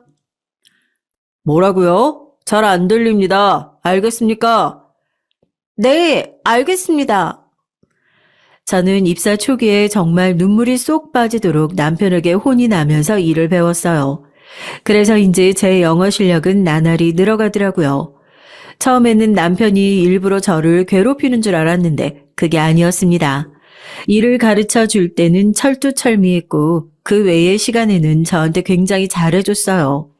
그런 다정한 면에 반해서 저는 남편을 은근히 마음에 두고 있었지만 남편에게 애써 티를 내지는 않았습니다. 그러던 어느 날 금요일 퇴근 시간에 남편은 저에게 처음으로 저녁을 같이 먹자고 말했어요. 원래 직장 동료가 금요일에 같이 저녁 먹자고 말하는 건 직장에서 금기처럼 되어 있는 것이었지만 저는 남편이 마음에 들었기 때문에 얼른 승낙했습니다. 남편은 저와 함께 유명한 소고기 맛집을 찾아갔고 저는 속으로 좀 실망을 했어요. 호감을 가지고 있는 상대라면 저녁 식사 장소로 처음부터 고깃집은 좀 아니잖아요. 처음에는 이 사람이 나를 직장 동료 이상으로 생각 안 하나 보다라는 생각을 하게 만들었습니다. 그러나 제 예상을 깨트리고 남편은 고기 맛집에서 태연하게 저에게 사귀지 않겠냐고 제안을 하는 거였어요. 은영 씨, 저 어떻게 생각해요? 남편은 다짜고짜 고깃집에서 볼 빵빵하게 먹을 것을 집어넣고 있는 저한테 그런 말을 하는 거예요. 저는 눈이 휘둥그레져서 먹던 쌈이 목에 걸릴 정도였습니다. 그러나 남편은 태연하게 고기를 뒤집으면서 저에게 말했어요. 난 은영 씨가 처음부터 마음에 들었는데 저랑 진지하게 사귀어 볼래요? 아니, 뭐 그런 걸 이런 고깃집에서 말을 해요? 그래서 고깃집에서 고백했다고 나랑 사귀는 거 싫어요? 아니요, 그건 아니지만 좋아요. 우리 사귀어요. 저와 남편은 사귄 지 1년이 지나서 결혼을 하게 됐어요. 저희 부모님은 남편을 매우 마음에 들어 하셨습니다. 그렇지만 문제는 시어머니셨어요. 시어머니만이 저희 결혼에 이의를 제기하셨습니다. 아직 결혼할 때는 안 됐다고 생각하는데 좀 더 사귀어 본 후에 결정하는 건 어때? 그 전에 헤어지면 더 좋고 연애도 한번 안 해봤다면서 우리 아들보다 더 좋은 사람이 생길 수도 있지 않겠어? 제가 시댁에 처음 인사를 드리러 갔을 때에 시어머니가 하신 말씀이 뇌리에 박혀 두고두고 서운하더라고요. 저는 남편을 너무 좋아했었거든요. 그래서 이 사람을 다른 여자에게 뺏기기 싫어서 6개월 만에 결혼하려고 했지만 시어머니가 3개월 동안 반대를 하셔서 1년이 지나서 결혼을 하게 됐습니다. 시아버지와 시동생은 남편이 좋아하는 여자니 반대할 이유가 없다고 말씀하셨고 제 편이 되어주셨어요. 지금도 저는 시아버지께 감사하는 마음으로 잘해드리려고 노력합니다. 시동생한테도 마찬가지고요. 시동생은 남편과 8살 차이가 나는데 대학교를 다니고 있었거든요. 그래서 저는 시댁에 갈 때마다 시동생에게 남편 몰래 용돈도 쥐어주면서 제 편을 들어달라고 부탁하기도 했어요. 그런 뇌물을 준 덕분인지 저는 시동생에게 점수를 넉넉히 받은 형수가 될 수 있었습니다. 하지만 시어머니는 결혼 후에도 저를 탐탁지 않게 생각하시며 기회가 있을 때마다 저를 나무라고 꾸짖으시면서 제게 스트레스를 푸시는 것 같았어요. 예를 들면 똑같이 남편과 시댁에 들어와도 저한테만 늦었다고 화를 내시거나 제가 시댁에서 심부름을 하거나 설거지를 하면 빠릿빠릿하지 못하다면서 혼을 내시는 거였습니다. 어느 날 제가 저녁상에 놓을 계란말이를 망치자 어머니는 저를 핀잔 주시면서 이렇게 말씀하셨어요. 너는 이런 간단한 음식도 하나 못하니? 집에서 정말 공주처럼 자랐나 보네. 어머니한테 집안일 좀 배워놓지 그랬니? 죄송해요, 어머니. 결혼할 준비를 꼭 하고 결혼하는 건 아니라서요. 그러게, 이렇게 빨리 번갯불에 콩 구워 먹듯 결혼하는 거 아니라고 했었지, 내가. 어머니, 하다 그런 것까지 혼내시면 어떡해요. 그리고 더 잘하는 사람이 집안일 하면 되죠. 부부간에 그게 뭐가 중요한데요? 얘가, 너 혹시 집에서 네가 집안일 다 하는 거 아니니? 내가 이러라고 너 곱게 기른 줄 알아? 안 되겠네. 너희들 매주 주말에 시댁 와서 세아가는 집안일 좀 배워야겠다. 남편의 낭패한 표정이 떠오르자 시어머니는 남편과 저를 번갈아 노려보시면서 말씀하셨어요. 왜? 싫다는 걸 그렇게 티나게 표정으로 표현을 하니? 넌 내 아들 맞아? 어떻게 결혼하자마자 저렇게 돌변할 수가 있어? 아휴, 내가 아들을 헉 키웠네. 아무리 마누라가 예뻐도 엄마 앞에서 그런 티 내는 거 아니지? 어머니는 과장되게 화를 내시며 저한테 남편이 냉정해진 탓을 돌렸습니다. 저는 식겁해서 어머니께 변명 아닌 변명을 해야만 했어요. 제 잘못도 아닌데 싫은 소리를 듣는 건 죽기보다 싫었지만 그때는 어머니에게 미움받고 싶지 않았습니다. 어머니 고정하세요. 제가 당분간 매주 올게요. 제가 빨리 집안일을 배우는 게 어머니 마음에 드시겠어요? 그러면 그렇게 할게요. 그렇게 화내지 마시고 저 미워하지 마세요, 어머니. 그날 시댁에서 돌아오는 차 안에서 남편은 저를 측은하게 바라보며 말했습니다. 자기는 뭘 그런데 수긍을 하고 있어. 우리도 우리 사생활이 있어야지. 난 황금 같은 주말에 당신이랑 놀러 다니고 싶지 본가에 가는 거 싫다고. 주말마다 시댁에 오면 나도 불편하고 당신도 마음 편하지 않잖아. 내가 어머니께 잘 말씀드릴 테니까 당신은 그냥 가만히 있어. 아니야. 나 어머니께 조금이라도 마음에 들고 싶어. 자기한테도 부탁할 거 있는데 어머니 앞에서 과하게 내 편 들지 마. 그러면 어머니 더 서운해하셔. 그렇게 되면 나한테 더 미운 털 박히니까. 알았지? 남편은 내 부탁에 고개를 갸웃하면서 이해할 수 없다는 표정이었습니다. 하지만 저는 시어머니의 귀여움과 예쁨을 받을 수 있을 거라고, 어머니 마음을 돌릴 수 있을 거라고 믿어 의심치 않았기 때문에 무리하게 주말마다 시댁을 방문했어요. 시어머니는 저를 데리고 매주 요리며 청소 정리 등등을 가르쳐 주셨고, 저의 살림 솜씨는 조금씩 나아져 갔습니다. 그렇게 두세 달이 흐르자 남편은 이제 된 것 같다고 하면서 어머니에게 주말마다 시댁을 그만 가겠다고 했어요. 그랬더니 시어머니는 또 토라져서 저한테 말도 안 되는 누명을 씌우는 것이었습니다. 남편에게서 그 말을 듣자 바로 다음날 저한테 전화를 하셨더라고요. 예, 너는 네 남편한테 시댁 그만 가고 싶다고 말했니? 우리 아들이 그만 오겠다고 자기 의지로 말했을 리 없는 것 같고 네가 끼부리면서 부탁한 거 아니야? 도대체가 너는 시어머니가 좋은 말로 하니까 우스운 거니? 아니에요. 제가 안 그랬어요, 어머니. 그건 오해세요. 다음 주에는 남편 친구들이 집에 놀러 오기로 해서 못 오는 것뿐인데 어머니가 그런 말씀하시면 저 서운해요. 그랬니? 아니면 말고 다 다음 주엔 꼭 와라. 시어머니는 제 항변에 말까지 더듬으면서 전화를 끊으셨습니다. 그러자 제 마음속에 꾹 뭉쳐있던 응어리가 조금 풀리는 게 느껴지더라고요. 통쾌했습니다. 처음에 주말마다 시댁을 가겠다고 했을 때는 길어야 5, 6개월이면 끝이 날 줄 알았거든요. 배울 게 엄청 많았던 것도 아니었고 그 정도 시간이 지나면 시어머니도 매번 부르시진 않겠지 하고 생각했던 게 사실이었습니다. 그러나 제 생각은 시어머니를 너무 얕봤던 결과였어요. 저는 거의 1년 동안을 주말마다 꼬박꼬박 시댁을 방문해야만 했습니다. 어머니는 이제 됐다 싶은 시기에도 이제 그만하라라고 하는 말씀을 하지 않으셨고 견디다 못해서 시댁의 발길을 끊겠다고 말한 사람은 저의 남편이었어요. 어머니, 이제 그만 좀 부르세요. 곧 1년이에요. 1년. 어느 며느리가 1년 동안 시댁을 주말마다 와요. 제가 못 참겠어요. 이제 그만 올게요. 뭘 겨우 1년 와놓고 그래. 새아가 살림 솜씨 나아지려면 아직도 멀었다. 됐고요. 다음부터는 일 없으면 부르지 마세요. 저도 이 사람도 이제 자유시간 좀 얻어야 하니까요. 아시겠어요? 남편의 반강제적인 독립선언으로 편해진 건 우리 부부였어요. 마음이 편해서 그랬는지 저는 시댁을 안 가게 된 이후로 금방 임신을 하게 됐습니다. 남편은 제 임신 소식을 듣고 너무나도 기뻐했어요. 아빠가 된다면 낮에 꼭 자기가 봐주겠다고 저의 손을 꼭 잡고 얘기를 하더라고요.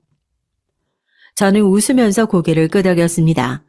아이가 아직 나오지도 않았기에 저도 애 보는 게 얼마나 힘들지 모르고 있었거든요.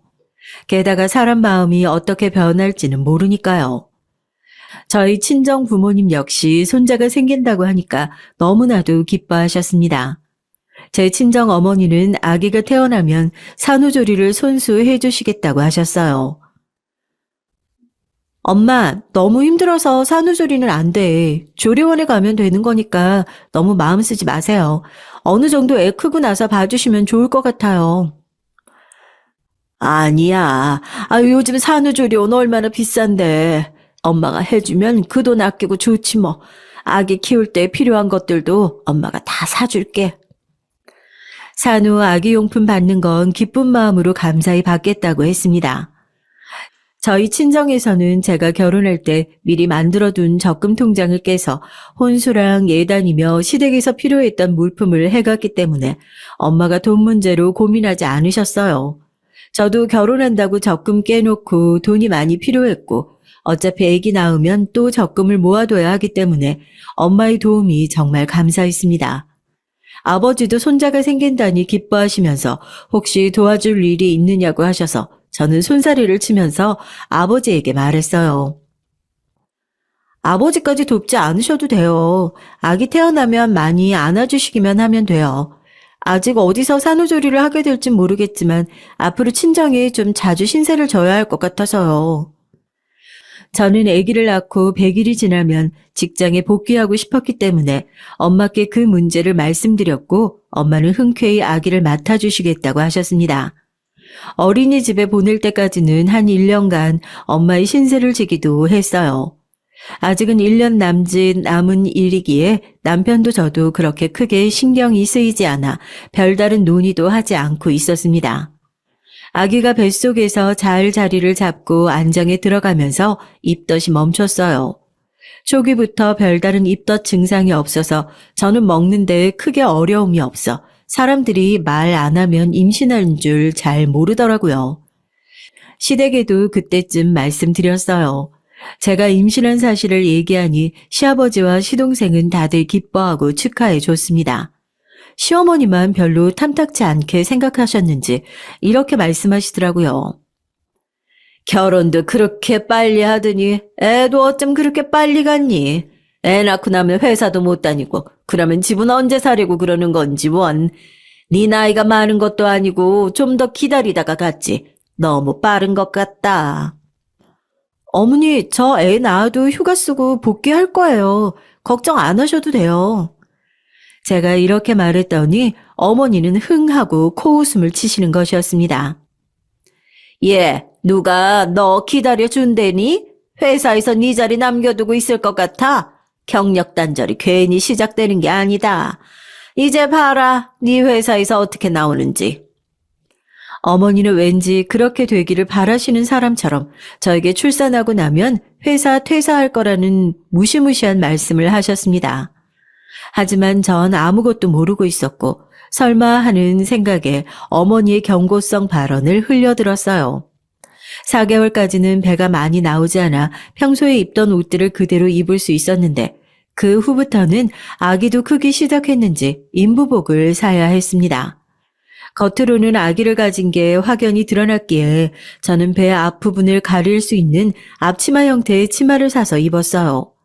그런 채로 저는 별 생각 없이 출근을 했는데 회사 동료들이 저한테 와서는 다들 한마디씩 하는 것이었습니다. 은영 대리님 임신하셨어요?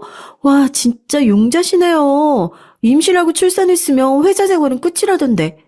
그래서 저는 결혼도 안 할 거잖아요. 자유로운 솔로, 빛이 나는 솔로로 살 거예요. 어머, 은영 대리 진짜 임신한 거야? 부장님한테 최대한 늦게 말해. 알지? 자기 신입사원일 때 결혼한 과장님. 애 가졌다고 계속 갈굼당하다가 그냥 자기가 자진 퇴사했잖아. 윗사람들이 가만 놔두질 않아요.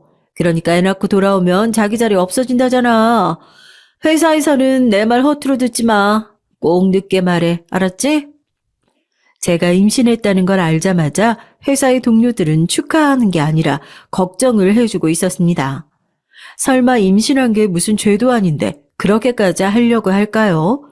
여러분은 회사의 임신 사실을 언제쯤 알리셨나요?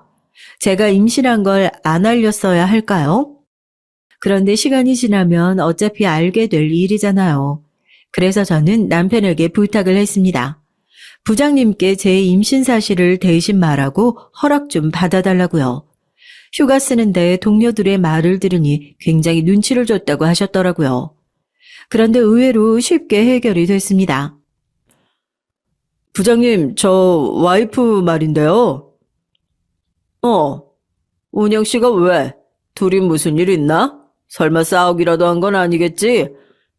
아니요, 그런 게 아니고 사실 제 와이프가 임신을 했어요. 그래? 정말인가? 자네도 이제 아빠가 되겠군. 축하하네. 그래, 예정일은 언제쯤이라고 하든가?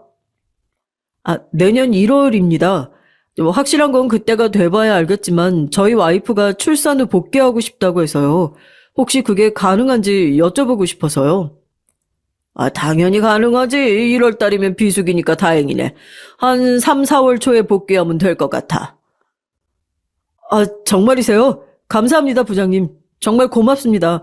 아내가 자기 자리 없을까봐 얼마나 걱정을 했는지 몰라요. 요즘 세상엔 출산이 퇴사 이유가 돼서는 안 되죠. 그러게. 그런 옛날 얘기를 누가 하든가. 요즘은 그러면 노조에 고소 고발당해서 안 돼. 그러니까 걱정 말고 아기 낳고 다시 나오라고 해. 남편의 말을 들은 저는 가슴을 쓸어내리며 안도의 한숨을 쉬었습니다. 부장님의 허락도 받았으니 저는 한결 안심하는 심정으로 편하게 회사를 다니게 됐죠. 그 후로는 정말 빛보다도 빠르게 지나갔고 저는 임신 막달의 무거운 몸으로도 계속 회사를 다니고 있었어요. 아기를 낳고 나서 산후휴가를 모두 몰아쓰고 싶어서였습니다. 막달이 되니 몸도 무겁고 손도 잘 붓고 몸이 제대로 움직이지 않았어요. 그래도 이를 악물고 참고 회사를 다녔습니다. 그러다가 회사에서 무리를 했는지 어느 날 저는 임신성 고혈압에 걸리고 말았죠. 저는 머리가 너무 아파서 손이 떨리고 어지러운 기분을 느끼고 밤을 자다가 일어났어요. 심상치 않은 몸의 기운을 느껴서 얼른 남편을 깨워 응급실에 가자고 했고 그날 혈압이 너무 높아서 수술을 해야 한다고 산부인과 주치의 선생님이 그러시더라고요. 저는 겁이 덜컥 났습니다. 제 평소 신조는 당연히 자연분만이었거든요. 저는 의사 선생님에게 간청을 하기 시작했습니다. 선생님, 저 꼭 자연분만 해야 해요. 그래야 빨리 아물고 회사 복귀도 빨리 할 수 있단 말이에요. 수술은 제 계획에 없었던 일인데 제발 자연분만 할 수 있게 부탁 좀 드릴게요.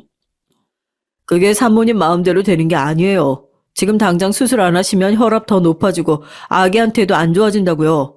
이만큼 다 키워 낳기만 하면 되는데 아기한테 무슨 일 생기길 바라세요? 산모님, 제발 말 좀 들어요. 의사 선생님도 할 수 없다고 했습니다. 저는 눈물을 흘리면서 어쩔 수 없이 수술 동의에 사인을 했고 남편은 제 옆에서 제 손을 꼭 잡고 저를 수술방으로 보냈어요. 자기야, 꼭 괜찮아질 거야. 걱정하지 말고 마음 푹 놓고 한숨 자고 와. 그러면 예쁜 우리 아기 보일 테니까. 알았지? 걱정하지 마. 그 이후로는 기억이 없습니다. 제가 깨어나 보니 아기는 이미 신생아실에 가 있는 상태였고 저는 만 하루 동안 굶으면서 기운 없이 누워 있었어요. 남편은 제가 눈을 뜨자마자 제 손을 잡고 호들갑을 떨기 시작했습니다. 자기야, 깼어? 괜찮아? 나 기억나지? 누군지 알지? 우리 아기 얼마나 예쁜지 몰라. 너무 예쁜 공주님이야. 당신 정말 고생했어. 수고했어. 우리 공주님 보러 가자. 내가 자기 부축해줄게. 남편이 속사포처럼 쏟아내는 말이 저는 머리가 아파서 더 들을 수가 없었습니다. 저는 손을 들고 휘휘 내저 남편의 말을 끊었어요. 저절로 얼굴이 찌푸러지면서 신경이 날카로워지더군요. 남편에게 미안했지만 지금은 덜 깬 정신을 수습하고 푹 쉬어야겠다는 생각뿐이었습니다. 당신 말을 듣는데 골이 너무 울려. 이제 그만 떠들어줬으면 좋겠는데 나 좀 더 자야겠어. 그래, 그럼 나 나가서 아가 좀 보고 올게. 편하게 쉬어. 남편은 멋쩍게 웃으면서 병실을 나갔습니다. 저는 머리맡에 놓인 물을 먹고 남편이 없는 틈에 화장실에 다녀왔어요. 남편 앞에서 수술 후 가스라도 나오게 되면 얼마나 창피한 일인가요. 아직은 그런 문제로 허물 없어지고 싶진 않았거든요. 친정 엄마가 곧 오셔서 저는 엄마의 도움으로 머리도 감고 훨씬 여자답게 있을 수가 있었습니다. 마침 시댁 식구도 남편과 신생아실에 아기를 본 후 저의 병실로 내려오셨어요. 시아버지와 시동생은 제 앞에서 아기 얘기를 하면서 눈이 반짝반짝 흥분 상태였습니다. 신생아인데도 얼마나 예쁜지 몰라. 나중에 보면 너도 네 새끼 너무 예쁠 거다. 완전히 우리 손녀 미스코리아 감이지 뭐니. 그러게요. 우리 형이랑 현숙님 반반씩 골고루 닮은 것 같아요. 너무 귀엽고 예쁘더라.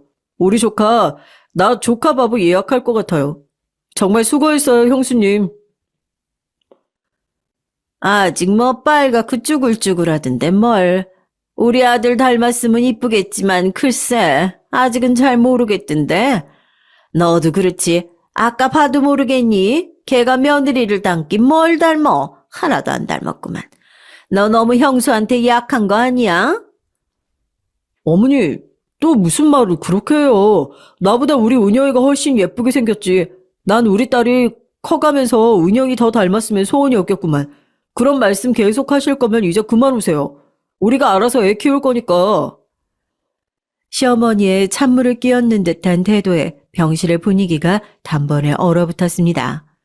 그 싸한 분위기에 저는 견딜 수가 없어서 그만 자야겠다고 말했어요. 시댁 식구들이 다 가신 후 저는 결혼하고 처음으로 어머니 때문에 남편에게 화를 내고 말았습니다. 자기야, 아까 어머니가 하시는 말씀 들었어? 나 정말 어머니 때문에 힘들어. 아기 보러 오셔서 꼭 그렇게 말씀을 밉게 하셔야 했는지 모르겠어. 미안해.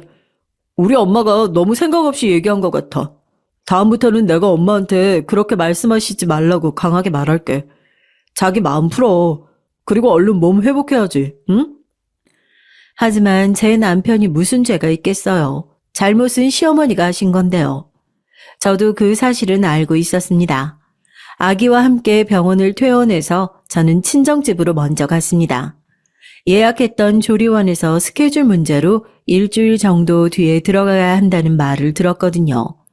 친정 엄마가 힘이 드실까 싶어서 남편이 연차를 모아서 쓰고 저와 아기의 뒷바라지를 하고 싶다고 했지만 친정 엄마는 말리셨습니다. 괜히 회사에 눈치 보일 일 하지 말고 그냥 집으로 와. 같은 회사에서 두 사람이 다 휴가 쓰면 어떡해. 엄마 괜찮으니까 원래 산후조리 다 해주려고 했었는데 한 달 정도 머물다 가도 엄마 끄떡 없어. 이제 퇴직도 했고 할 일도 없는데 뭐가 어때. 잠도 못 주무실 거고 아기 울면 내가 엄마한테 애 줘버리고 쉴 것 같은데 그래도 안 힘드시겠어요? 엄마가 딸 셋이나 키웠어. 은영이 너 그거 몰라? 엄마 육아의 달인이라니까. 걱정하지 마. 네 생각보다 엄마 건강하고 튼튼하니까. 저는 엄마의 호언장담에 안심하고 아이를 데리고 산후조리원에 들어가기 일주일 전부터 친정집에서 산후조리를 했어요. 엄마는 호기 있게 큰 소리를 치셨지만 낮에는 밤에 애 보느라 지친 몸을 쉬셔야 했어요. 그때 아버지와 함께 점심에 미역국을 같이 먹고 설거지 하시는 건 아버지였습니다. 저는 괜시리 아버지께 미안하고 고마운 마음이 들었어요. 그때도 말씀은 많이 하지 않으셨지만 어머님 아버님은 우리가 집에서 생활했던 그 시간이 너무나도 즐겁고 고마웠다고 하셨습니다. 손녀를 돌보는 일은 그분들의 적적했던 삶에 새로운 활력을 주기에 충분했고 간만에 나는 아기 울음소리와 웃음소리로 인해서 하루에 한두 마디도 제대로 하지 않았던 두 분의 대화도 많이 할 기회가 생겼다고 하셨습니다. 친정집에서의 평화롭고 조용한 일주일은 금방 지나갔어요. 그 후에 가게 된 산후조리원도 물론 몸은 아주 편했지만 어머니의 정성은 느껴지지 않았습니다. 저는 엄마에게 산후조리를 받을 걸 그랬다는 생각을 했죠. 하지만 어쩌겠어요. 후회해봤자 이제는 지나가 버린걸요.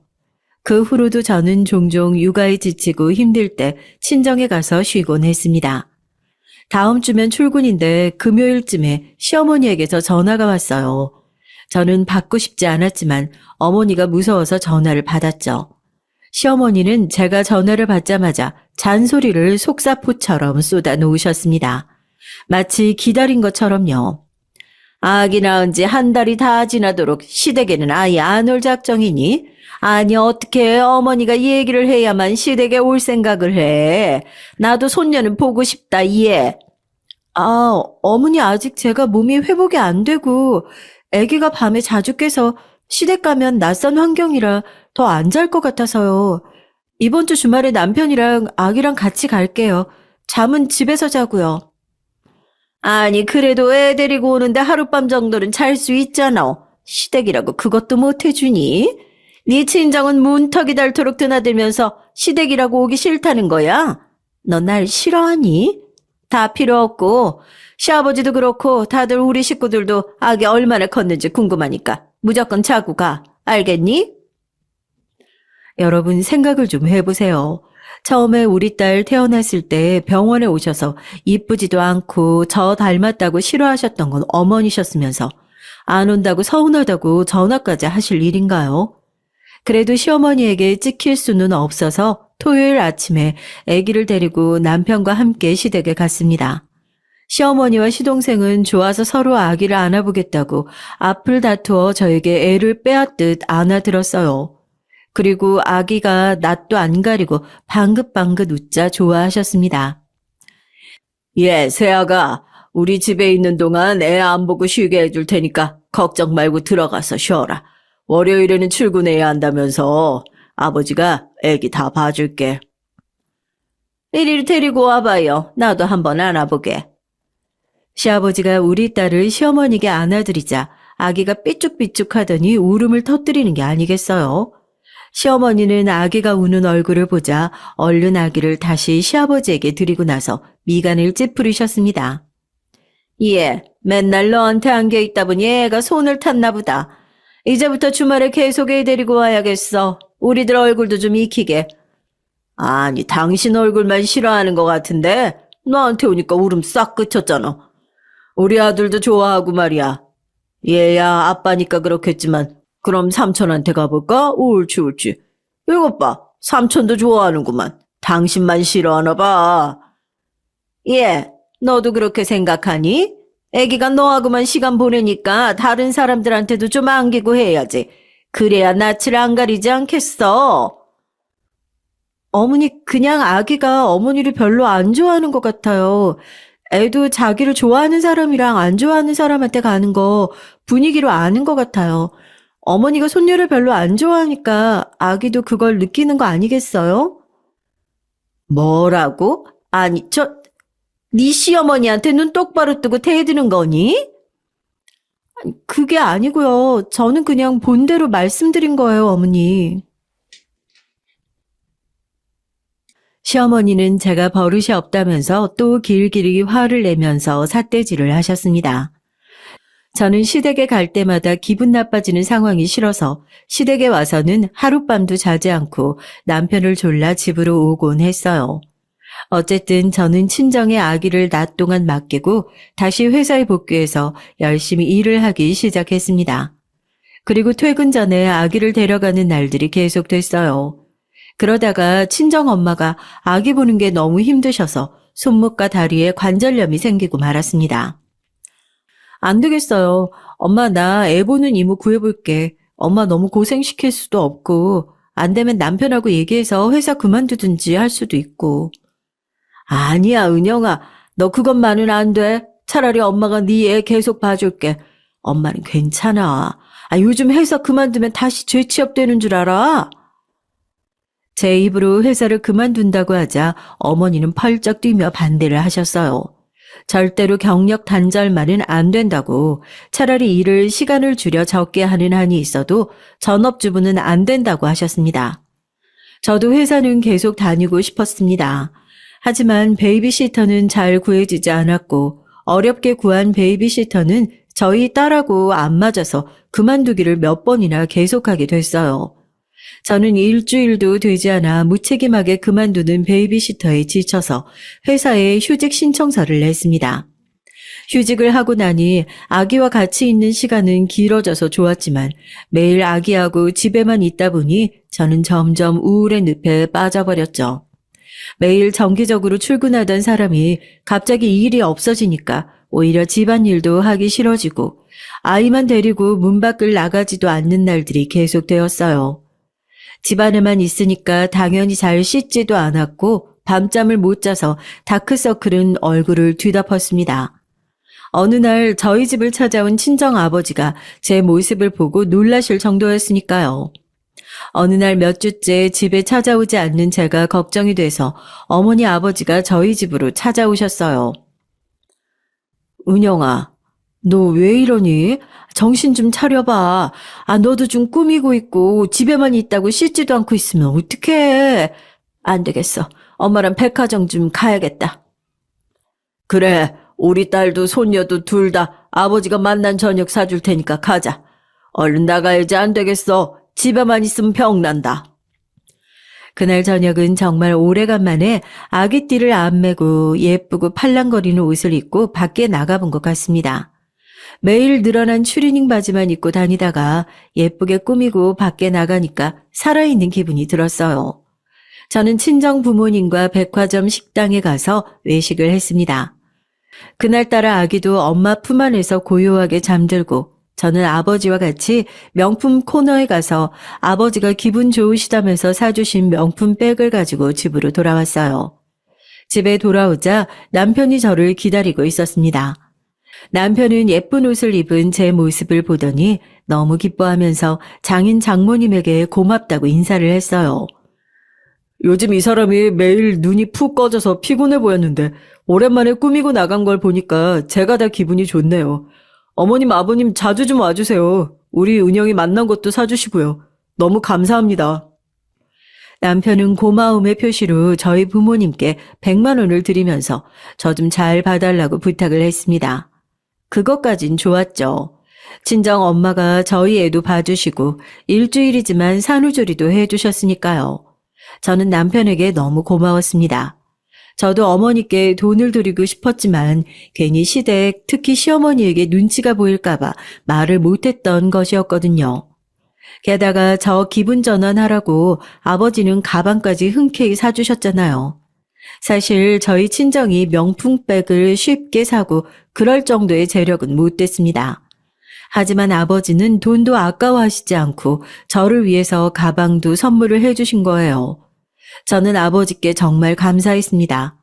그래서 그날은 아버지 어머니가 제 집에서 하루 자고 아침도 드시고 가셨어요. 그 일이 있은 후 며칠이 지나 저는 또 집에서 푹 퍼진 차림으로 밤낮으로 애를 돌보면서 힘든 생활을 하고 있었습니다.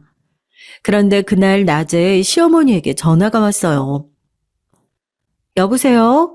어머니 무슨 일로 전화하셨어요? 저는 시어머니의 전화를 받고 싶지 않았지만 또 제가 안 받으면 남편에게 전화를 해서 제 욕을 하실 것 같아서 할 수 없이 전화를 받았습니다. 이따가 저녁 때 너희 집에 가려고 하니까 준비해라. 어머니 뭘 준비를 해요? 저 아이 보느라 밥도 잘 못 먹어요. 네 아버지랑 같이 집으로 갈 거야. 그러니까 저녁상만 준비해놔. 그리고 너 너무 노골적으로 싫어하는 것 같다. 며칠 전에 너희 친정엄마랑 아버지도 오셨다면서? 그런데 시댁 어른들은 초대하기 싫다는 거니? 아니요, 어머니 그건 아니고요. 그렇지만 저희 친정 아버지는 저녁을 나가서 사주셨어요. 저 힘들어할까 봐요. 뭐? 참나. 기가 막혀서 너 애 하나 키우면서 뭐가 그렇게 힘든다고 밥도 안 해 먹어? 너 혹시 우리 아들도 굶기니? 안 되겠다. 내가 점심때부터 갈 테니까 그럼 장만 받아놔. 내가 밥 해주기 싫으면 내가 가서 직접 해야지 어쩌겠니? 아니요. 제가 싫다는 게 아니라 힘들다는 거예요. 말씀을 왜 그렇게 하세요? 시끄럽고 그냥 장만 받아놔. 엄마가 가서 밥 해주면 되잖니.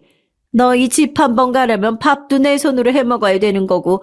아유, 정말 효분았네, 효분았어. 시어머니는 기막힌 말을 뱉어 놓으시고는 일방적으로 전화를 끊어버리셨습니다.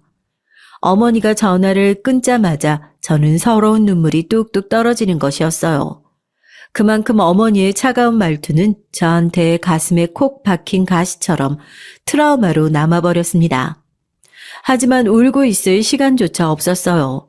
저는 얼른 마음을 정리하고 아기를 안고 시장에 가서 고기와 과일, 채소를 사왔습니다.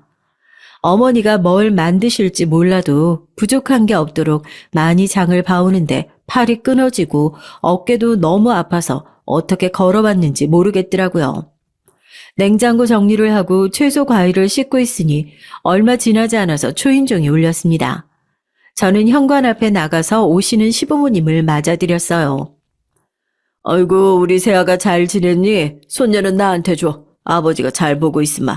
손 좀 깨끗하게 씻고 올 테니까 기다려라. 역시 시아버님은 저를 어떻게든 도와주시려고 오자마자 아기를 봐주신다고 하시더라고요.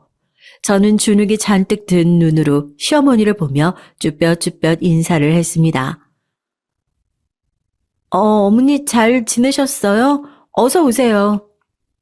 그래, 장은 받아놨니? 아이고, 내가 네 말 듣고 너무 기가 막혀서 할 말을 잃었다. 그래도 내가 손녀를 못 봐주는 건 맞으니까 저녁밥은 해줄게. 네, 고맙습니다, 어머니. 저는 열심히 반찬들을 만드시는 어머니 옆에서 뭘 해야 할지 몰라서 쩔쩔매고 서성거리고 있었어요. 그런 저를 보다 못해 시아버지가 저를 부르시더라고요. 예, 은영아, 이리 와라. 저녁은 시어머니가 할 거니까 넌 나랑 같이 아기 보자. 아니, 아무리 그래도 너희 집인데 너도 뭘 좀 해야지. 아예 손 놓고 밥도 얻어만 먹을 작정이니? 이리 와서 파라도 좀 다듬어. 시아버지의 다정한 말에 거실 쪽으로 가려다가 저는 눈물을 머금고 다시 파를 썰기 위해서 부엌으로 갔어요. 부엌에서 시어머니와 둘이 있으니 신혼처에 느꼈던 답답함과 삭막한 공기가 어머니와의 사이에 흐르는 것이 느껴졌습니다. 나리성 칼날들 사이로 걸어가는 위험한 기분으로 아슬아슬하게 어머니와의 저녁상 차리는 시간이 지나갔어요. 우리 딸은 다행히 시아버지의 품에서 잠들어서 다른 방에 내려놓고 오셨습니다. 거실에 저녁상이 차려졌고 저는 남편이라도 왔으면 좋겠다고 생각했지만 그날따라 남편은 아까 야근을 해야 한다고 문자가 왔었어요. 와, 당신 솜씨 발휘 좀 했구만. 맛있겠다. 어서들 먹읍시다. 애써 밝은 분위기를 이끌어 나가시려는 시아버지의 눈물겨운 노력에도 어머니와 저는 묵묵히 밥을 떠서 기계적으로 입에 넣는 행동만 반복하고 있었습니다. 굳어버린 시어머니의 표정을 보시고는 시아버지도 힘들게 분위기를 바꿔보려는 노력을 포기하셨습니다. 그렇게 절감 같은 분위기에서 저녁 식사가 끝이 났습니다. 밥을 다 먹고 설거지를 식기세척기에 넣어 돌린 후 저는 수박을 잘라 시부모님의 앞에 놓고 말했어요. 아버님, 어머님 과일 드세요. 수박이 요즘 맛있다고 해서 사왔어요. 그래, 속살이 빨간 것이 아주 맛있겠다. 세아가 너도 먹어라. 당신도 하나 드시오. 그러고 있는데 안방에 눕혀놓았던 아기가 깼는지 으앵하고 우는 소리가 났습니다. 저는 이 무거운 분위기에서 벗어나고 싶어서 얼른 아기 곁으로 달려갔어요. 그런데 저희 시어머니가 저를 따라서 안방으로 들어오시는 것 아니겠어요? 저는 어머니가 불편해서 얼른 아기를 안고 거실로 나가려고 했습니다. 그런데 며칠 전에 친정 아버지가 사주신 명품백이 어머니의 눈에 띄었나 봅니다. 시어머니는 그 가방을 보고 눈이 휘둥그레지셨어요. 어머나, 이게 뭐야? 이거 몇백만 원 하는 가방 아니냐? 예쁘네. 이것 좀 매봐도 되지? 아, 네, 그러세요, 어머니. 저는 꿈에도 생각 못했는데 그 가방이 장롱 속에 있어야 했던 거였거든요. 어머니는 명품백에서 눈길을 한번 못 떼고 홀리신 듯이 그 옷을 옷걸이에서 내려 매보면서 신이 나신 듯 했습니다. 이리저리 가방을 화장대에 달린 거울에 비춰보면서 어머니는 저에게 물으셨어요. 예, 이거 너보다는 나한테 어울리는 것 같다. 너같이 젊은 애 감성이 아니야. 이건 어느 정도 중년 지난 부인들이 매는 메이커 아니냐. 은영아, 이거 나한테 줘. 가방도 급이 맞는 사람이 들고 다녀야 멋있는 거다. 너한테 무슨 명품 가방이 필요해? 아직 어린애가 엄마인데 기저귀 가방이면 되지. 안 그래? 내 동창회 나갈 때 메고 갈 테니까 좀 빌려줘. 완전히 칼만 안 들었지 도둑이나 다름없는 거 아닌가요? 빌려달라고 말씀은 하셨지만 금방이라도 뺏어갈 듯한 기세로 어머니는 그 가방을 꽉 쥐고 놓지 않으셨어요. 어머니 죄송하지만 그건 안 돼요. 저희 친정 아버지 선물이라서요. 한번 빌려드리는 거야 괜찮지만 드릴 순 없어요. 내가 언제 달라고 했니? 나도 가방은 많아 얘. 이게 예쁘니까 빌려달라고 한 거지. 내가 뭐 그런 못된 시어머니인 줄 아니? 듣고 보니까 기분 나쁘네. 다음 달에 동창회 있는데 그때 메고 줄 테니까 걱정하지 마. 그날 저녁 어머니는 기어코 제 명품백을 가지고 가셨습니다. 눈앞에서 저는 어머니에게 백을 뺏기고 말았어요. 저는 기가 막혀서 눈물이 났습니다. 친정 아버지와 백화점에 갔던 추억의 백인데 그 추억 자체를 송두리째 더럽히게 된 기분이었어요. 저는 우는 아기를 안고 멍하게 남편이 집에 올 때까지 잠도 못 자고 있었습니다. 12시가 다 되어서 집에 온 남편은 온 거실이 엉망진창이 되어 있고 아기는 안방에서 자고 있는데 한쪽 구석에서 얼굴을 무릎에 묻고 울고 있는 저를 발견했어요. 남편은 놀라서 저에게 다가와 말했습니다. 자기야, 왜 그래? 또 우리 엄마가 뭐라고 했어? 자기 구박해서 우는 거야? 그런 거 아니야. 어머니가 내 가방 빼앗아 가셨어. 우리 아빠가 선물로 주신 건데 어떻게 그러실 수가 있지? 가져가서 안 주시면 어떡해? 난 또 뭐라고? 엄마가 돌려주시겠지. 우리 엄마 가방 욕심은 없을 거야. 집에도 몇 개나 있는데 뭐. 걱정하지 마, 돌려주실 거야. 응? 그러니까 얼른 자자. 당신 잠을 못 자서 별거 아닌 일도 대단하게 생각되는 거니까. 정말 그런 걸까요? 제가 피해망상이라도 걸린 걸까요? 저는 너무 불안해서 견딜 수가 없었습니다.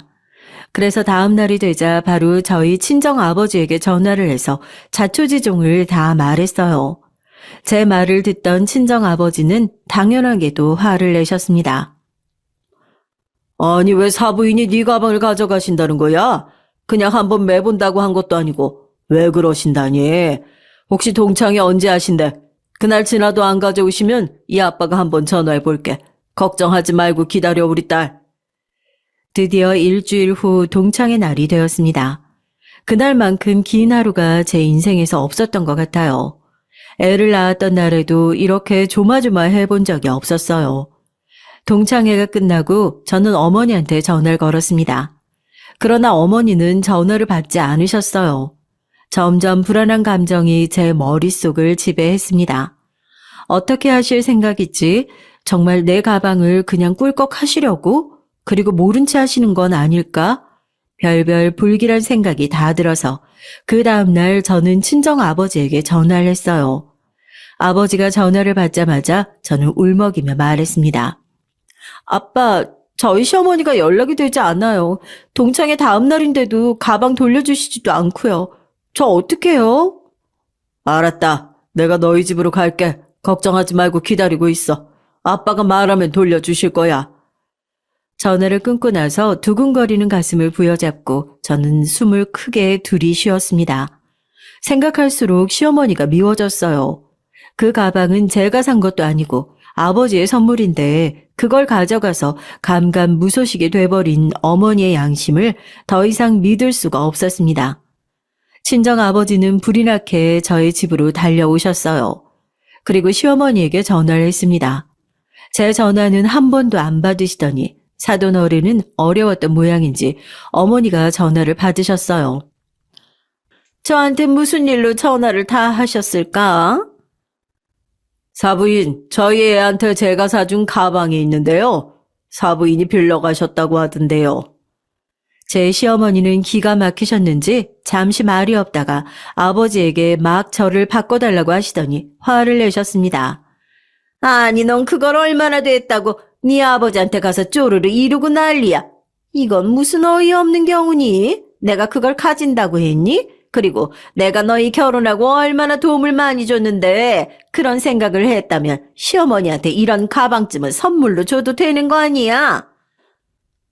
여러 말 마시고 그 가방 가지고 카페에서 저 좀 보시죠, 사부인. 친정 아버지는 화가 나셔서 전화를 끊고 시댁 앞에 있는 카페로 달려가셨습니다. 카페에서는 시어머니가 가방이 든 쇼핑백을 안고 계셨어요. 시어머니도 화가 잔뜩 나 있는 상태인 것 같았습니다.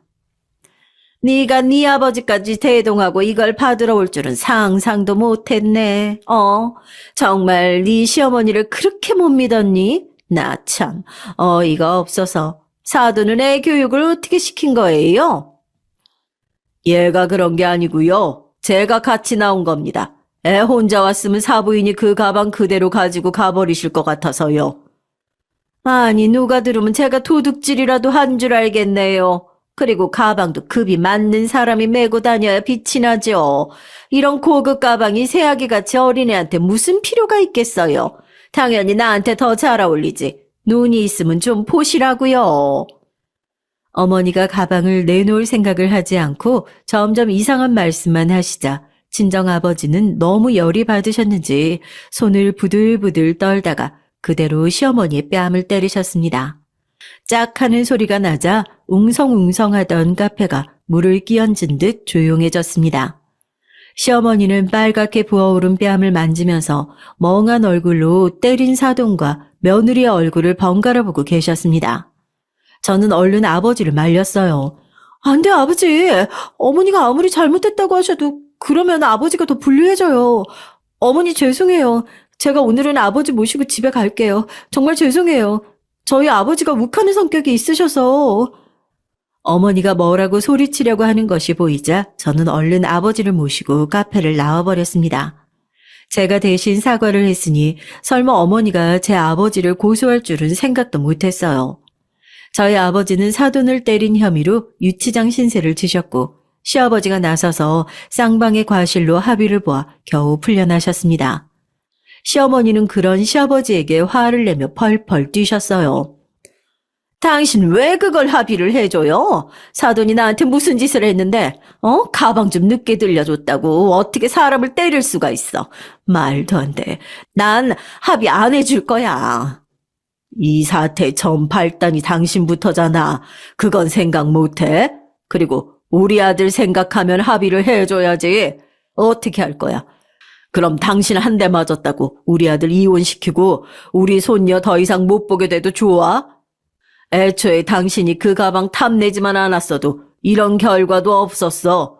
무조건 조용히 해. 안 그러면 내가 당신이랑 이혼할 줄 알아. 시아버지의 불효령에 시어머니는 꿀먹은 벙어리처럼 입을 다무셨고 아버지는 15일에 구류에서 풀려나시고 시댁에 합의금을 내주셨습니다. 저는 가방을 도로 찾았지만 하나도 기분이 좋지 않았어요.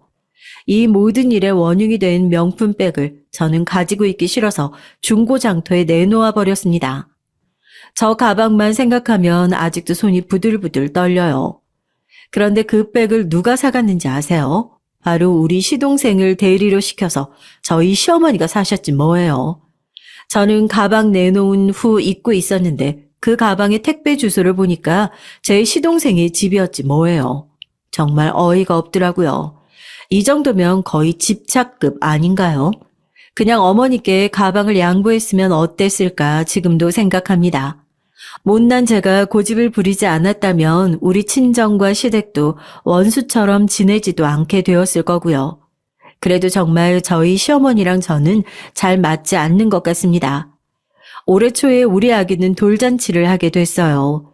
그런데 친정 아버지와 시어머니가 서로 마주치기를 싫어하셔서 저는 식사 모임을 2번 하는 수밖에 없었습니다. 그런데 저희 시어머니는 우리 딸 돌잔치에도 그 문제의 명품백을 메고 오시는 게 아니겠어요?